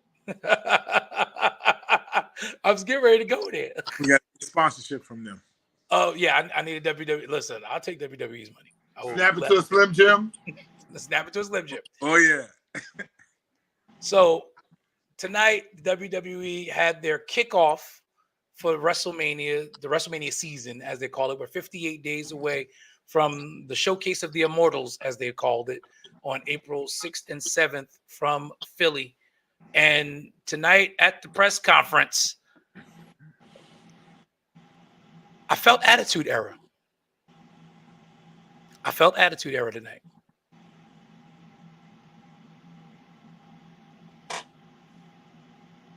I really felt Attitude Era. What'd you guys think? I think the WWE has lightened up a little bit in the past couple of years. You know, It has. Yes, agreed. Trying to create this Roman Reigns era, and not saying nothing against the champion, because I feel like he has carried the brand very well for the last two and a half years, right? Mm-hmm. Well, three and a half years. 3.5 years. Right, 3.5 years. The Rock infusing himself into the main event, which will be spectacular. I will say this. It's sort of, for me, I think he will be, after this WrestleMania, he'll be passing the torch. Being that he's on the board, he had to infuse himself into create a culture that will not just bridge the gap between past and present, but future as well, because there are future superstars that are coming behind him and becoming behind these superstars that are going to have to embrace that Attitude Era that they sorely lack right now. It's sorely lacking in the brand right now, and they need that back. They need that back more now than ever. Definitely. I think they tapped it. I watched him tonight, and I watched him tap into corporate Rock that we haven't seen in 25 years. And, you know, that heel, not for nothing, Rock as a heel works. Right. Rock as a heel works. And I know originally the plan was for him to be the baby face in a him versus Roman thing. But with this pivot, because and in him even embracing the whole idea of, yes, Ted, the Cody crybabies, as he started it on the Pat McAfee show this afternoon. And I saw that clip from that and I said, oh, Rock's turning heel. I didn't know which way it was going to go, but I knew there was a heel turn coming. So the swerve begins.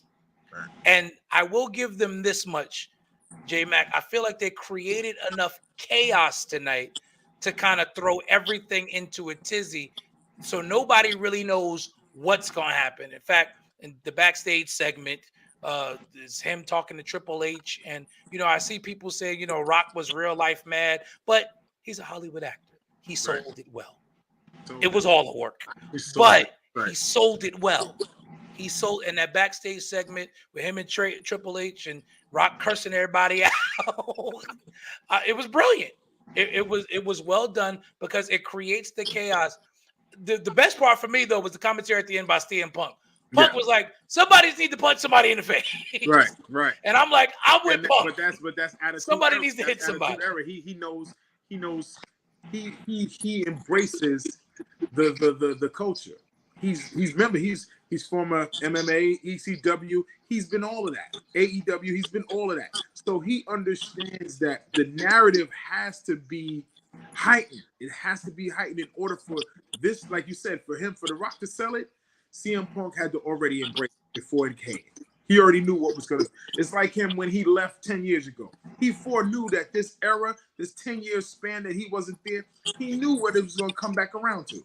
And I've got to give them credit because under Vince, they would have never acknowledged the crowd and what the people want.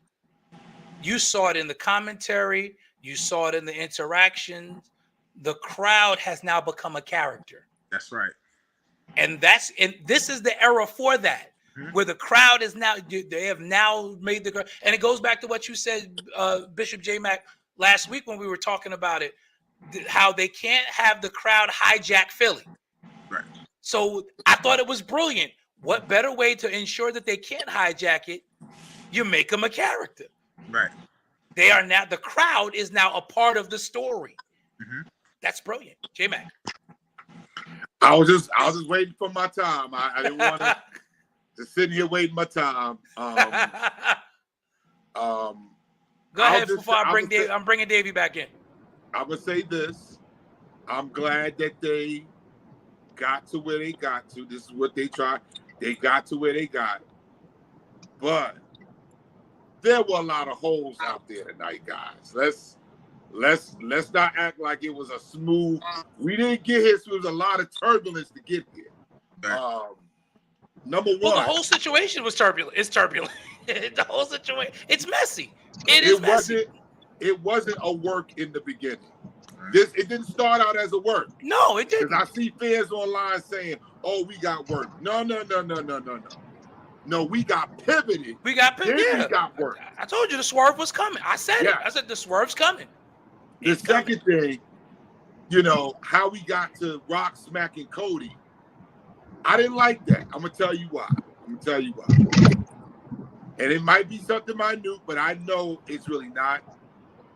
How does The Rock get mad about Cody bringing up his family when it was Roman that said Dusty was irrelevant? Are we just going to ignore that? No, but again, that's something. Like you said, it's one of those plot holes. It doesn't fit The Rock's character for him to be, unless they're going with the whole Hollywood Rock idea. Because remember, during the Hollywood Rock part, when he was making his exit, when he was that last heel turn he had, it was a more sensitive Rock. When people said dumb stuff, he reacted to it. So that's why I said, "Oh, Rock's turning heel." That when he smacked Cody, I said, "Oh, that's what's happening." Yeah, but again, what I'm saying is, you can't convince the crowd. You're justified in getting mad and angry. You're talking about my family. Keep my family's name out your mouth. When it was your dumb cousin that insulted Dusty first, and it just seemed like WWE loves to try to get you to forget about those things. That was Will Smith, Chris Rock. That's what that was. They want you to forget about. And the other thing is, we never got a why. Why did Cody step aside? We never got that. Well, here's the thing, and I realized that as I was watching, Cody never actually stepped aside. He just simply said that one of the people I took counsel from knows you very well. He shook hands with The Rock, he hugged him, and he left. So presumably, so they could have their conversation. Now, you're forgetting a part. What else did Cody say? He said just not at. He said I'm coming for everything, just not at WrestleMania. But that goes back to the point, like you said, of they had to fix it because the backlash was crazy. So you're right. They're trying to make us forget about it. And because number Cody 3 never actually said the words, they're using that semantics to say, well, he never really stepped aside, technically. But the other point is this. We had this press conference for Cody to make his decision. Mr. Green, Bishop D'Lo, please help me. I thought I saw Cody at the end of the Royal Rumble point at Roman Reigns, and I saw Roman Reigns raise up the title. The decision was already made. This is what I'm saying. So You're absolutely right. So you got all these holes in this thing. They were leaking, brothers. Were they leaking water? What I was looking for tonight from Cody was for when he came out to break up that moment, it was for him to go, whoa, whoa, whoa, whoa, whoa. And he started to, but he never finished it. Because remember, he did say, I took counsel from a lot of people, including you. And I would have been more okay if he had just said, you know what, I changed my mind. Nobody gets to decide who fights who at WrestleMania but me. Because I won the Royal Rumble. Right. And because I won the Royal Rumble. The narrative is still going to change because remember, we're on the road to. Yeah, 58 days. That's 2 full months. We got No, 2 full months. I'm going to tell you what I think. I believe that The Rock was to sell that the bloodline is still intact. But he's just the denominator that nobody thinks is going to become part of that bloodline. I think for 1 second, The Rock is not going to turn on his own family just to make Cody's story more relevant and ready for to be champion, because now they need a babyface champion because Roman's getting ready to go off in the Hollywood. Correct. They need the story to be fulfilled, but they needed a bigger narrative to sell. And for The Rock to come in and act like he was special counsel to Cody, knowing that I'm blood thicker than water. I don't care what nobody said. Nah, I think the swerve is coming at Mania. I think The Rock, I think that whisper to Cody in the ring, we're going to harken back to that. I believe that The Rock is setting up Roman. I believe that when they get to Mania, Rock is going to either be in the corner or the ref, and he's going to turn on Roman, and he's going to say, now I want the head of the table. And that match is going to be at SummerSlam or at Mania next year. One of the two. Or like you said, we still got to remember, Roman is still chasing Hogan. I think we're going to get Cody losing again, fellas. I thought that until Michael Cole and them started playing up the fact that Cody is not going to get a third shot. He's not getting one. And Cole said it twice tonight. And we all know when the WWE does that, they're conditioning you mentally to know that like it's we getting ready said, to happen. They make you think the way they want you to think. Yeah. Because if we look back at Roman before he was the tribal chief, how many times did he fight Brock Lesnar? He fought him more than 3 times. Right, And but he before wasn't trying to finish the story. That Can was I- Vince. no, That was Vince trying to shove him down our throat as a babyface, which clearly Roman is much better as a heel. There's another common denominator in here that we still are forgetting. The briefcase? Yes, I'm getting ready to tell you. There is still a briefcase out there that can be cashed in on any title. We're forgetting about Damian Priest. I think Priest is going to go after Seth because they've got to get the belt off of Seth, and CM Punk was supposed to do that. And because Seth is hurt. Seth is actually hurt. So they got to get the belt off of Seth. For those, who are they going to fight? Who are they going to set up for Seth to fight at WrestleMania? That's the question. It could be Cody. Or they could just have Damian Priest cash in and say, "Listen, I'm cashing. You don't have an opponent. I'm gonna do something that's rarely ever done, which is I'm cashing in early. I want my match at WrestleMania." John Cena's the only one that ever did it. Right. That's the only other time that's ever been done. Right.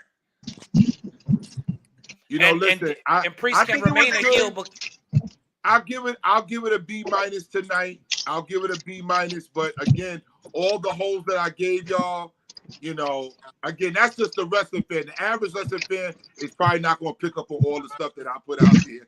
They probably just looking at the smack and getting happy, you know. But all of that, you know, everything you said is accurate. Where they wanted to go. And that's all it was. It was an hour. It was a soap opera tonight. Tonight was not even wrestling. Tonight was the soap opera setting up the rest of the next 2 months.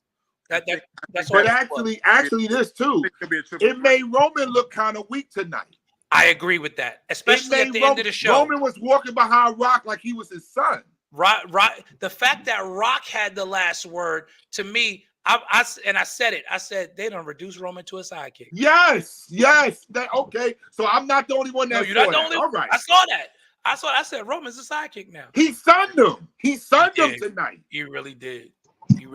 Well, he is one of the bosses now. So, I mean, but he's the that's why I'm tribal looking at chief. But that's why I'm looking at the whole corporate Rock angle because Rock on the executive board now. He's gonna be signing some of them checks. And they made mention of that, which again, that's something they never do. So that's why they're I'm thinking putting it in the storyline. Rock is the new. Well, I won't say the new, but he's this moment's Mr. McMahon. Yes, he is. He's Mr. McMahon for this. He's gonna end up owning WWE. That's why he told Triple H. And let's not forget Triple H and Rock's history. Yep. They planted that seed tonight. Because Triple H responded. He didn't just let Rock get the last word. Yeah, he told Rock, he's like, yo, that was uncalled for. No, but when he walked off, he said, yeah, me too. Me too, yep. So, I mean, I don't know. Maybe we get... Triple H's days are numbered because he's not the creative mind that The Rock is. He can manage the narrative, but he can't create it. So let's pay attention to that as well, because if Triple H was so much of a creative in the storytelling or the story aspect of how WWE has moved forward the last 3 or 4 years, honestly, he has failed at that. He's tried to keep storylines. He's drug out storylines the past 3 or 4 years. He's a long-term story. He's about the long-term storytelling. Yeah. But again, that was one of the staples of the Attitude Era. But again, it was a different era. Right. And because it was a different era with different writers and definitely a different caliber, because I will say this group of wrestlers is more athletic, but they're not as charismatic. That's right. That's right. Listen, Roman has gotten better on the mic. Oh but yeah, he's still no Mike Savant. He's still right. no He's Savant. not Rock. He's Right. not Austin. He's not even Triple H. No. He's And not that's Shawn why Michaels.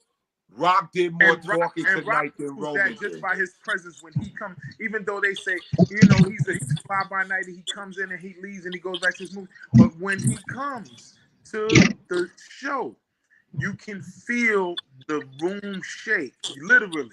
When he That's steps a out megastar. when he steps from behind that curtain, it changes the That whole place trajectory of the explodes. show for the Listen. rest McFadden, but you're missing it. Roman addressed Cody's dad. He addressed Dusty first. He didn't just come out and started talking about their family. He addressed Dusty Rhodes as irrelevant. And Cody responded, he said, your grandfather and your father would be ashamed of you. And it wasn't even a shot at the bloodline. It was a shot at Roman. It was a shot at Roman. So for And Rock the to take Rock it personally, that didn't make any sense. Right. That's why I'm saying there's a lot of holes we got here. He didn't and say High Chief WWE was needs to overrated. just get here. He didn't say High Chief was overrated. Right. He didn't say Rock, your father was stupid for doing that Saudi Arabia show and missing WrestleMania. Right. Now, had he done that, I would have said, "Oh yeah, smack him," Right. because he Right. would have deserved that. That's disrespectful. Right. So- because Cody didn't say it, and Cody Yeah. wasn't going to say anything disrespectful. He's the babyface. Yeah, So yeah. Rock's reaction interpretation, right. His didn't make interpretation sense. was It bad. didn't add up. But they had to get us here. There was no other way. I mean, I'm sure they probably could have thought about it, but they got this is where they wanted to get us. They got us here. It's a lot of holes. We were staggering and leaking, getting to the finish line, getting here. We're here, but it was a tough road tonight to get here. It really was. I mean, and there's still a lot to do, and that's why I say I did enjoy the chaos of it, because the angles are wide open. You can go so many different places now, and so no one can really predict what is going to happen next. And like I said, you've now made the crowd a part of the storyline. You've made The Rock being on the board a part of the storyline. Things that you would not normally have done, you've done in creating this moment. And this is all Rock's influence, because I was like you getting said, ready to Willie, ask, because do you think that's intentional? I Yeah. think that's intentional. absolutely, Yeah, it's intentional. absolutely. Let me ask you guys this. Because I know Dave want to talk about basketball, but I want to ask you guys this. No, you're good. You're good. Do you think that the WWE has more invested in Cody finishing at 40 in Philly, or they want Roman to make it to September to pass Hogan? I think they're more invested in Cody because of the long term. Okay, I'll put it this way. If Triple H is in charge of creative, Right. then I think it's more important for Cody to become the new face, because Triple H is about long-term storytelling, and you got to get the belt off of Roman. Health issues, him wanting to go be a Hollywood actor. It's time to pivot away. You've also had a heel champion for 3.5 years. That's a long time, because usually it's the baby faces that carry the belt for this Especially long. in WWE. And- Especially yeah. in WWE. Exactly. So it's time to get the belt off the heel. I truly I believe. also think And the bloodline with- storyline is stale now. right. It And is. I also think that even though we know in sports there are just some there's some feats that are broken, I don't think they want to mess with Hogan's legacy like that, because then it bows the storyline of bringing Hogan in just to see if that record is going to ever be broken. So then, the next dragging Hulk out of wherever he is in the woodworks, they don't really want all of that. Let Hulk have his moment where he had it. And Roman, he was champ for over 1,000 days. That's a record that probably will never be broken. But to take Hogan's record, then it's gonna create politics that the WWE don't need. And why You know would what I'm you? saying? I agree, because I also say, and why would you break it during the year of the 40th anniversary of Hulkamania? Well, Right. that's why That's what I I'm was getting ready saying to say. that it might happen because it's the 40th year. Two, they want to distance themselves from Hogan. And they want that modern day, as you said the other night, the modern day. They want somebody from the modern day and Vince wants somebody in the modern day. I don't know how much Triple H wants it, but he wants that modern day person next to Bruno. He doesn't want Hogan because of Hogan with the racism, right? And but, all of that. But why would you do it with a heel? Is to just leave it alone, honestly. Why? I agree. I don't think the record means that. To me, it doesn't mean anything to me. And honestly, if you were going to do it, you should have did it with Cena 10 years ago. That's right. That's right. I agree. Right. At this point, leave it alone. And I don't want a heel taking that record. Just as a wrestling purist, though the marks like that belong to baby faces. You can't have a heel take that. Right. Listen, I agree with all you guys. I think the bloodline story went dead after Sami Zayn. To me, I agree. You know, after Sami was the original one who needed to finish his story, and they didn't let him finish it. They didn't let him do it. That's yes. Right. It was dead after that. They gave Sammy a consolation prize by putting the tag team championship on him and KO. Yeah. And then they broke him up because that got stale. After they defeated the Usos, there was nowhere else for them to go. Exactly.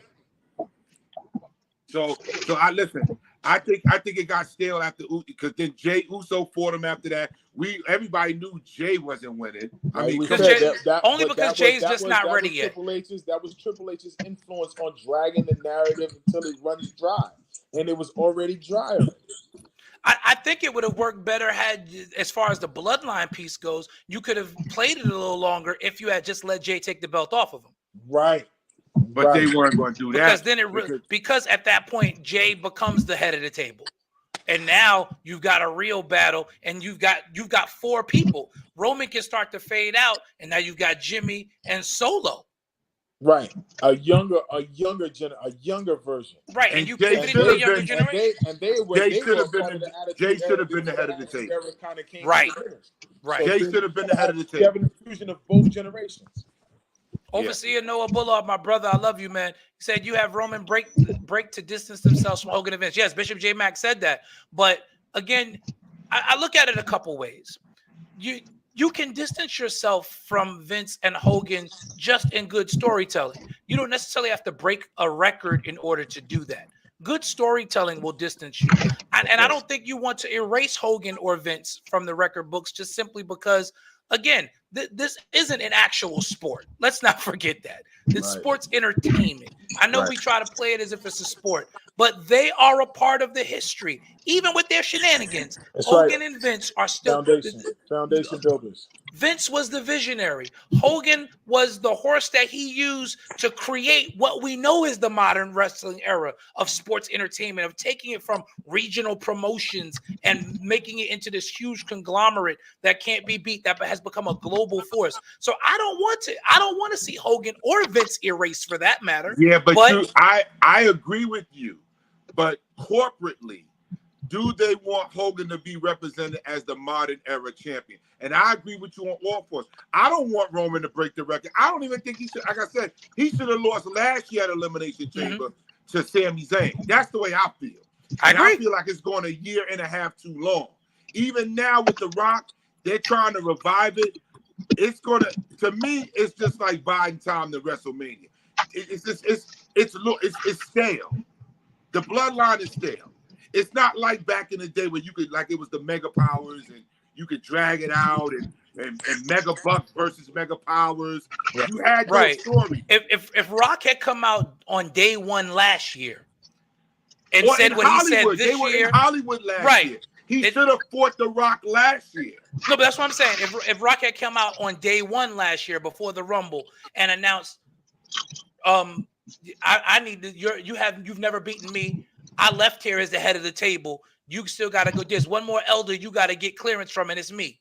And I'm entering the Royal Rumble, and I'm coming to WrestleMania for you.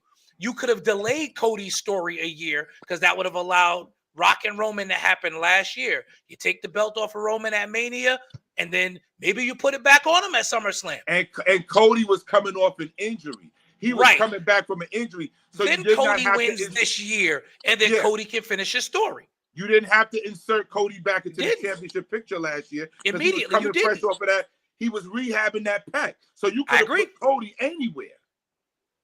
I agree. I agree.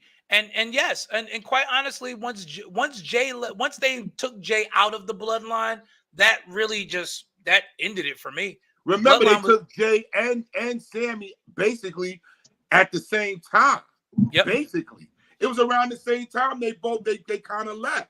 It was after Sammy hit him with the Sammy got kicked out, and then Jay quit. Yes. And Cody brought Jay over to Raw. Yes. And at that point, the bloodline was over. At that Even point, with this solo thing with the spike and everything, it's just stale right now. It really is. So it really they got what they wanted. They got what they wanted. This is where they tried. They lipping, leaking, whatever they got to where they wanted tonight. It's gonna be criticized because it didn't go as smoothly as they thought. There's a lot of holes there, but they got there. I guess that's the important thing. Now we'll see where they go. But they got there, even though there were a lot of holes. They got there. And WWE has a great way of making you forget what you just saw. That's right. And I agree with you, Bishop J. Mack, in saying they got there. I'm just trying to figure out where did they get though? Because, like, honestly, tonight did not further the story at all. It created a chaotic moment. Yeah. Right. It created chaos, which was clearly the point, and I respect it. But it didn't move the storyline forward. It didn't move the storyline forward at all. We're still just as confused as we were last week. And again, I think Cody not explaining why he did what he did, why he came down to the ring, why he pointed to Roman, but yet he still had to make a decision tonight. It left more questions than answers. I mean, even if he said to Rock, I was gonna step aside, but you know what? Nah, it's my time. I would respect that. Right. And he didn't even say that. So now, again, you got this thing out there with Cody that he never addressed, and he's the baby face. We're questioning the baby face. We should never be questioning the baby face. We should always be questioning the heel. Right. We should never. The crowd is supposed to never question the babyface. The babyface's motives, the babyface's decisions. The heel is the one we're supposed to be questioning, but we are still questioning the babyface. Right. And to this point here, Overseer Noah, you're right. You know, I know that was the rumor, but if you go back and look at the numbers, WrestleMania 39 broke every previous WrestleMania record in terms of revenue. That was the first thing that Triple H said during the press conference last year when he came out post WrestleMania and post night 2, where he said last year's WrestleMania broke all the money records that they previously had. This is including even the Silver Dome, which is still the largest indoor WrestleMania in history, 93,000 people. So it couldn't have been the money. Right. And WrestleMania this year was almost sold out. They didn't need The Rock. It was almost sold out. You know that, Bishop D'Lo, because you was looking at the tickets. Yep. You know that for yourself. And this year's WrestleMania is sold out before Rock got involved. Yes. Before Rock got involved. So they was going to break all kinds of money. But I think that's why Rock injected himself. Because the money is going to be ridiculous this year. Mm-hmm. So he wanted the money. It's not that he wasn't coming to save WrestleMania as all the people are saying. He wasn't saving WrestleMania. From a business standpoint, if you read the terms of the deal that he got with Endeavor and TKO, he got the seat on the board, he got the rights to his name, and he got a $30 million vested interest in TKO stock. If WrestleMania does the numbers that they're anticipating it does, and then he sells, Rock's gonna make about $300 million off of WrestleMania on the back end.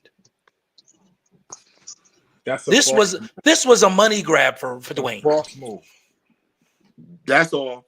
And to get all rights to his name, the brand, it's a boss move.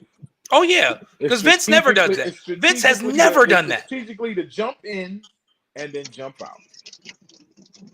Yeah, this is. I think this is his last hurrah, so to speak. Yeah, absolutely. Because again, part of his deal with Endeavor was a personal services contract, which meant that he has to get in the ring at least one more time. That's all TKO asked for.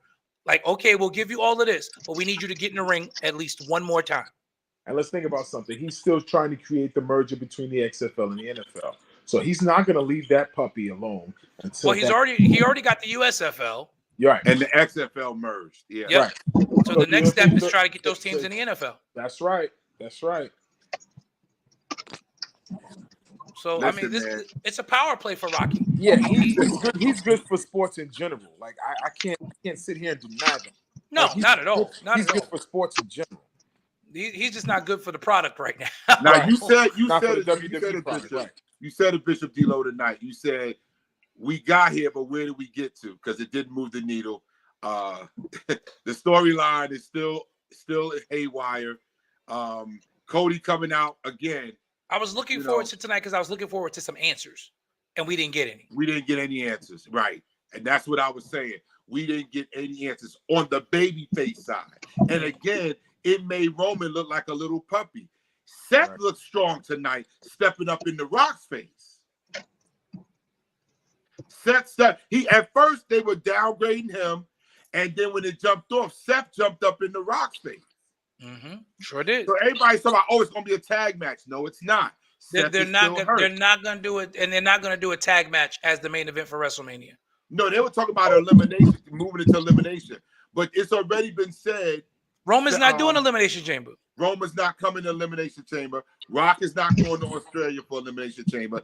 And Seth is still hurt. Seth is hurt. Exactly. Exactly. I mean, I don't know what happens from here because I still think Drew McIntyre actually ends up facing Seth in the for main the event world against title. Seth. Yeah, I think he's fighting Seth. Yeah, I agree with that. I think that's Drew McIntyre's spot. And it's just going to be interesting. It's just going to be interesting. Or Gunther. I think Gunther ends up fighting Jey Uso. I know they were Continental title. Yeah, because it's time for them to take the title off of Gunther and put a title on Jimmy. But I think that'll happen at the on Jay. I mean, I think that'll happen at Elimination Chamber, though. You think they'll do it at Elimination Chamber? Yeah, because I know Gunther's moving up in weight class. He's going for one of those world titles next. Right. So I think that's the best way to, number one, Jey Uso's never held a singles title in his career, and two, it kind of allows the narrative of the bloodline now being separate, and now they have one that's a champion in the other brand. It creates a narrative of, is it time for, like you said, Gunther is going to be the next champion. I truly believe that, being like you said, Seth is hurt, CM is hurt, so they have to create somebody that is formidable to play off of. Now that he's a champion, well, now Damian Priest come into the fold and fight for a world championship, and that's a good matchup between Damian Priest and Gunther. You know, Imperial versus the Judgment Day. You know, Judgment Day. Those are narratives that now Triple H and The Rock can capitalize on, because those factions are not fighting real people right now. They're not even fighting each other. So infuse them against each other.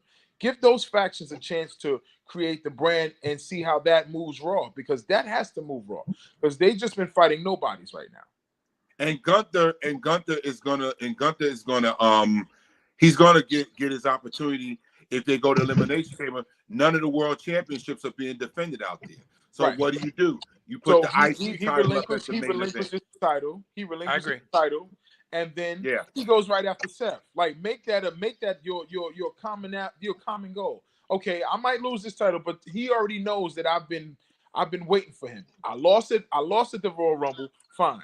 But at the end of the day, I'm still the next number one contender. Let's think about it. Anybody that holds an Intercontinental title usually gets a world title shot, regardless if they within win a year. Or lose. If you hold the Intercontinental title, you're next up for that push for the world championship. Yeah, right. Absolutely. And look at how WWE moved the goalposts, as we were saying. What was known as the workhorse title, the IC title. Now, what are they calling the workhorse title? the world The title. world The the world world title heavyweight was title. never the workhorse title. Right. The No, that was workhorse the title pinnacle. Right. it was the IC title. All wrestling fans, all us wrestling fans know that. Yeah, because the heavyweight title didn't fight until most main events. Right. The But this is IC title is the workhorse championship. It Right. is not the world title. But this is the other problem that you have when you don't do your brand split correctly. Right. Right. Yes. Because the whole idea was to have for each brand to have their own championships. So you had the world title on one brand, the universal championship on the other brand. You had the IC title on one brand, the US championship on the other brand. That was your mid-card title. They each had separate tag team champions. You didn't unify the tag team championship, and you're doing nothing with the tag team division. Like you've got the tag team titles in a faction of singles competitors. But I always didn't really Like Judgment Day is not a tag team. I never really agree with that. I think that let's go back to the Attitude Era, right? Oh, you had a tag team division. You're right. And I always agreed that when Chris Jericho became the first undisputed champion, be able to fight in both brands, that was good wrestling. Because not only did he have to deal with Raw, he had to deal with SmackDown. He had to deal with both brands. You had SmackDown guys coming to Raw to fight him. You had guys from Raw when he was on SmackDown fighting about. He had to deal with both brands at the same time. It wasn't saying I'm just a champion of SmackDown or I'm just a champion of Raw. No, deal with the whole brand of WWE. But that was also there's before nothing off limits. But you remember that was also before this era of part-time wrestlers. True indeed. Listen, I'm gonna tell you the best era of tag team wrestling was back in the late 80s. And that's when you had the Hart Foundation, the Bulldogs, the Killer Bees, the Rougeos. You had the Young Stallions, you had the Islanders, you had the Beverly Brothers, you had Strike Force. You had Iron Sheik and Nikolai Volkov. Yes, you had great you had an actual tag team division that had a name for their teams. Now WWE just put single wrestlers together and say go after the tag title. Even the Bushwhackers. You had the Bushwhackers. You had formidable tag teams But were wrestling. Even going into Attitude, you still had that though, because you had Young Guns. You had Edge and Christian. You New had Age the Hardy Outlaws. Boys, the New Age Outlaws. You The had Hardys. You had the Hardys, yes. You had the Dudleys. The Dudley Boys. You had Christian and Edge. Yep. Yeah. You had formidable tag teams. And then in that era, before that era, you had Money Incorporated, the $1 Million Man and IRS fighting LOD. You know, you had Demolition. You had formidable. The APA, those was my dudes. You had formidable. You had actual tag teams that were being brought in. You had the Brain Busters for a year coming from WCW. Arn Anderson and Kelly. Yep. You had actual teams. You were bringing in actual teams to the WWF to fight. You didn't put two singles together and say, now y'all a tag team. Go after the titles. Right. Even when they had that when they started the whole invasion angle, you had Saturn and Malenko, who were a really good tag team. Tito Santana and Rick Martel. Strike Force. Yep. Yeah, there was a tag team division. There's so many singles competitors now, and I mean you've got formidable tag teams now. They're just not being utilized. Right. They're just, the Viking Raiders should be powerhouses. They remind me of the Road Warriors, that whole Road Warrior demolition feel where they come in and just knock heads. You've got the Street Profits. You're not using the Street Profits. You're not using the Street Profits. Street Profits should be champions already. You're not using the Street Profits. You broke up the Usos. You're not using you're not using the New Day anymore. You know, I'm telling you, WWE does not focus on tag team wrestling. No, not at all. They don't care about the tag team. They said Vince don't even like it. The only reason why I do it is because it's a part of wrestling. But if it was up to Vince, They would Vince never would be have gotten tag rid of teams. the tag team belts a long time ago. Well, it'd be nice to see Marty Jannetty, the Shawn Michaels, The and Marty Rockers. Jannetty, the Rockers. Yeah. No, it wasn't the Love. It wasn't. Love Express was a newspaper. Yeah. We must be talking about the Rock and Roll Express. Right, you might be thinking about the Rock, but Shawn Michaels and Marty Jannetty were the Rockers. When Right. I was talking Rockers. about WWF tag teams, but if we go all over, you got yeah. the Rock and Roll The Express. Rock and Roll Express, You got the Midnight Express, which Midnight I Express, really love. the That Freebirds. was my tag team. My all-time best tag team of all time is Arn Anderson and Tully Blanchard. Tully Blanchard. Oh, yeah, they were the yeah. greatest. Yes, That sir. was that was like the Horsemen. best heel tag team in history. The Horsemen. My goodness. Well, the My God. Horseman, which is different. Different. Jim Cornette was a great manager. Yes, he was. Barry Yeah, Windham. Arn and Flair. Wyndham and Anderson Rotunda. and Ole. I didn't like that version. I like Tully and Arn better. Right. Tully and Arn, yeah. Yeah. But Barry Windham and Mike Rotunda. Yes, Mike. That's right. Mike Rotunda. Yeah. And Ric Flair. And at one time, even though he defected after a while, Nikita Koloff. They made him. Him and Lex Luger had crazy matches. Yeah. Yeah. That's wrestling at its purest. That's For that wrestling. United States title, him and Lex Luger had a banger of a match. Mm-hmm. The best singles match I saw of all time is Earthquake and Typhoon, the natural disasters. Yes. Yeah. Oh Ted. God. Yeah. Yeah. Ric Flair and Ronnie Garvin, one of the best steel cage matches ever in history of Oh wrestling. yeah, that was a great match. That was a Hands great of match. Stone, Ronnie Garvin. Yes, sir. Yes, sir. I love the Garvin stomp, and I love when Orton does it. Orton Yeah, gives he that does ode now to him. in tribute to him. That's right. Yeah, I love that Garvin stomp. Yep. Listen, man, WWE, you know, I'm like you, D-Lo. I don't know where we got to, but we don't got there.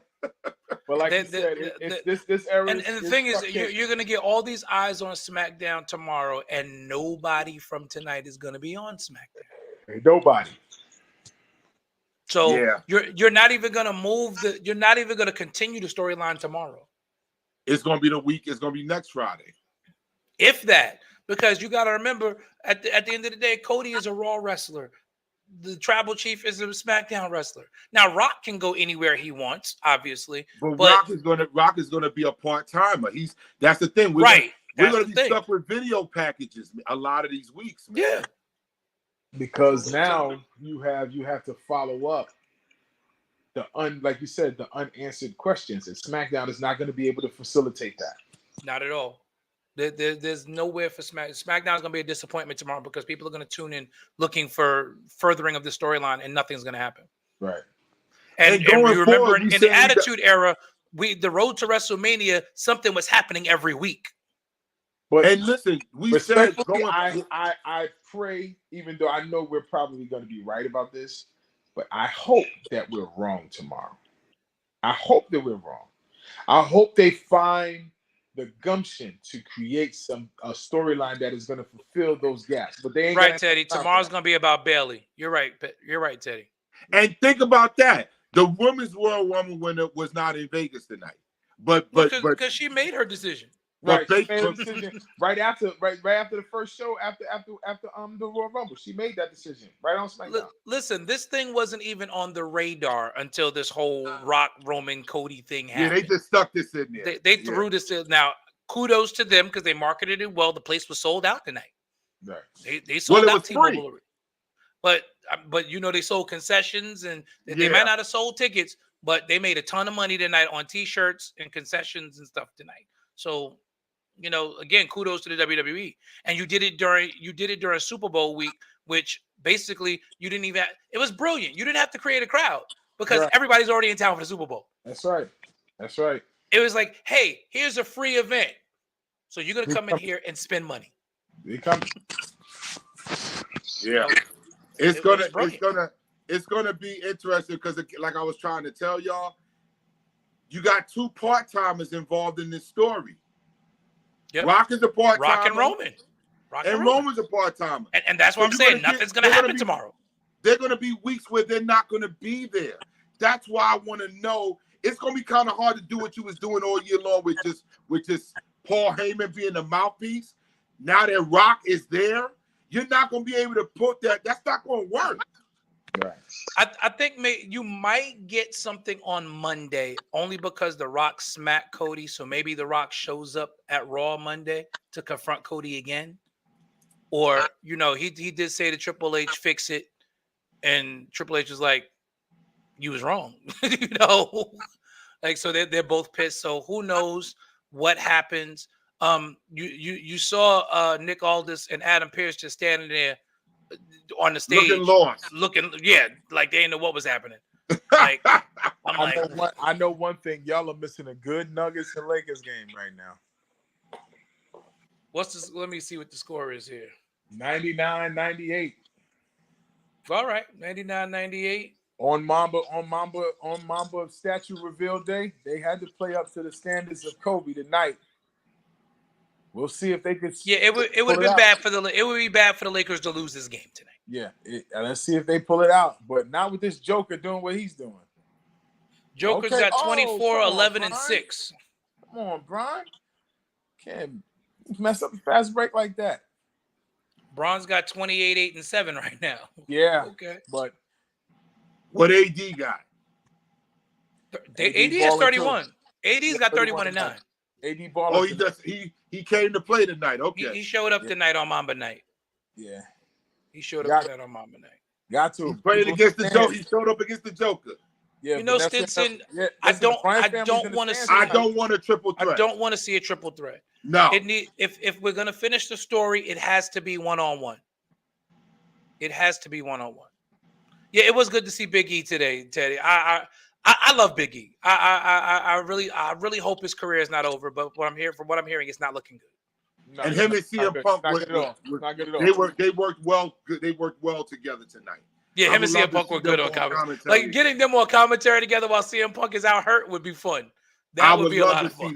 But I wouldn't advise the Big E to try to make a comeback, especially with that neck injury. Nah. We were saying seeing Big E and CM Punk on commentary together would be fun. Oh yeah, that'll work. Yeah, that'll work. Yeah, they did great tonight. Yeah, they were really good with Cole tonight and McAfee. McAfee is surprisingly entertaining. He is. McAfee is surprised. I didn't He's expect gotten much better than he was in years past. Yeah. He's much better. Yeah.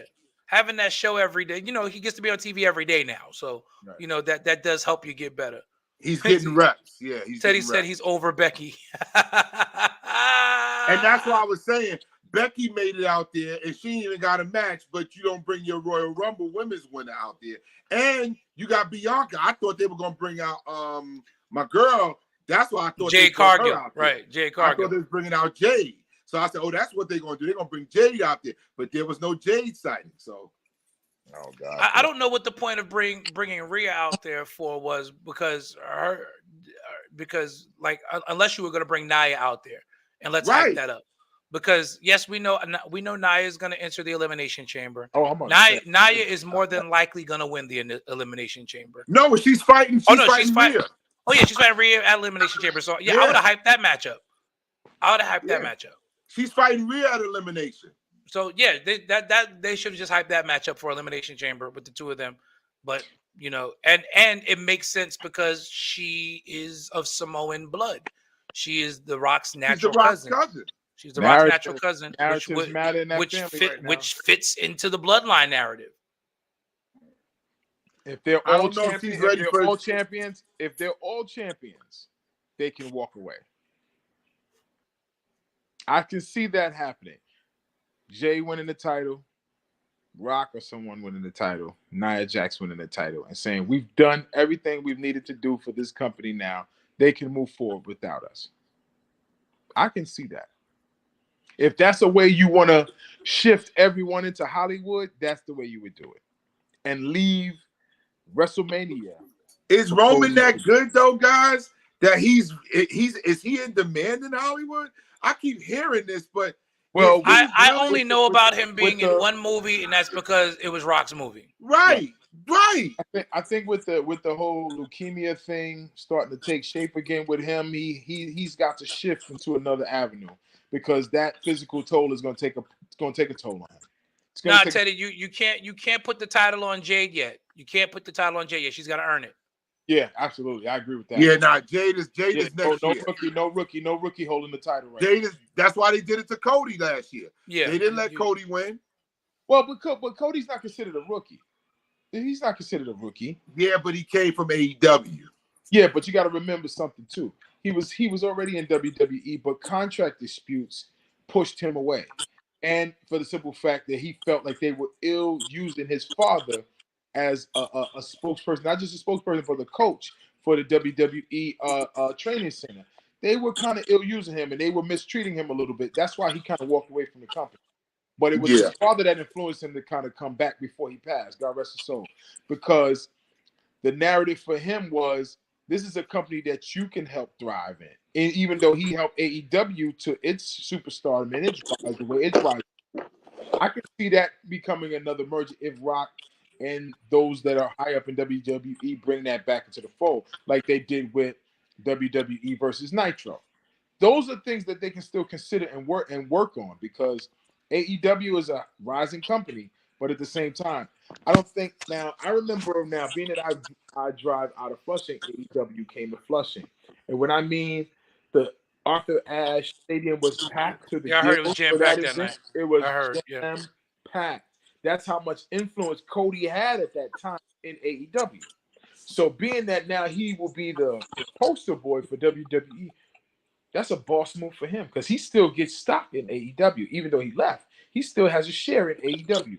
Why would I not try to pull that back into merge AEW versus WWE? I would be a fool not to try it. And if I think works, TNA. I think superstar. TNA is For going to me, have more of a megastardom, shot. I don't have to think about wrestling anymore.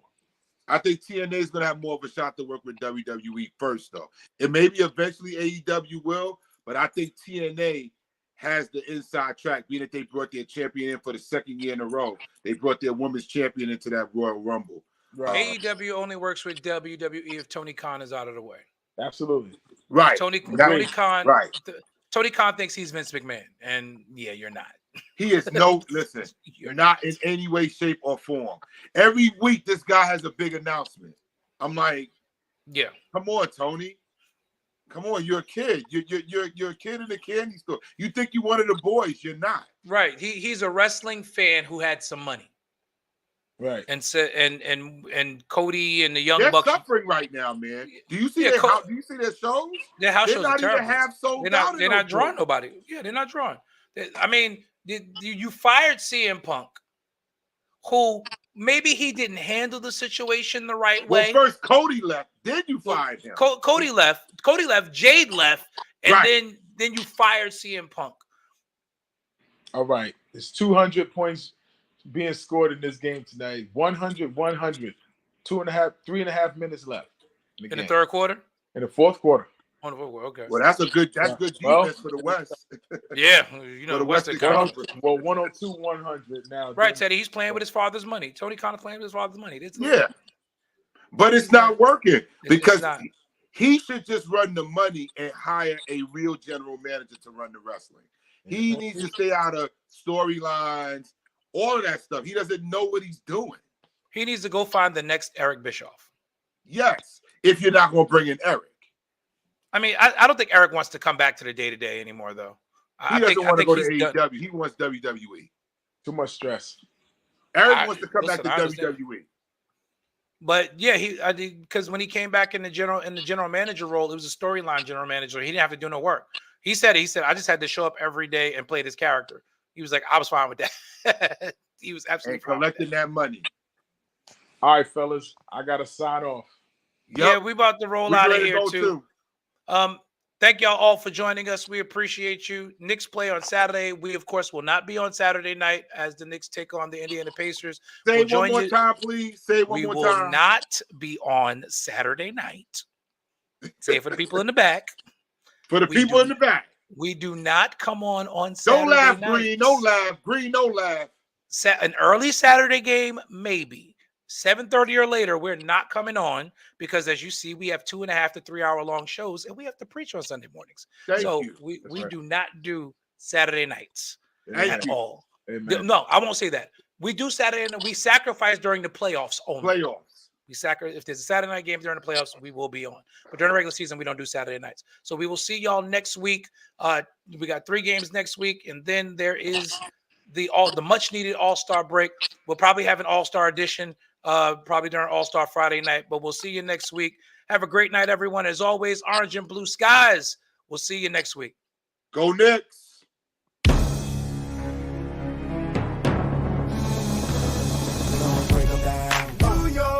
We're gonna straight them down. New York. We are the New York Knicks. We are the New York Knicks.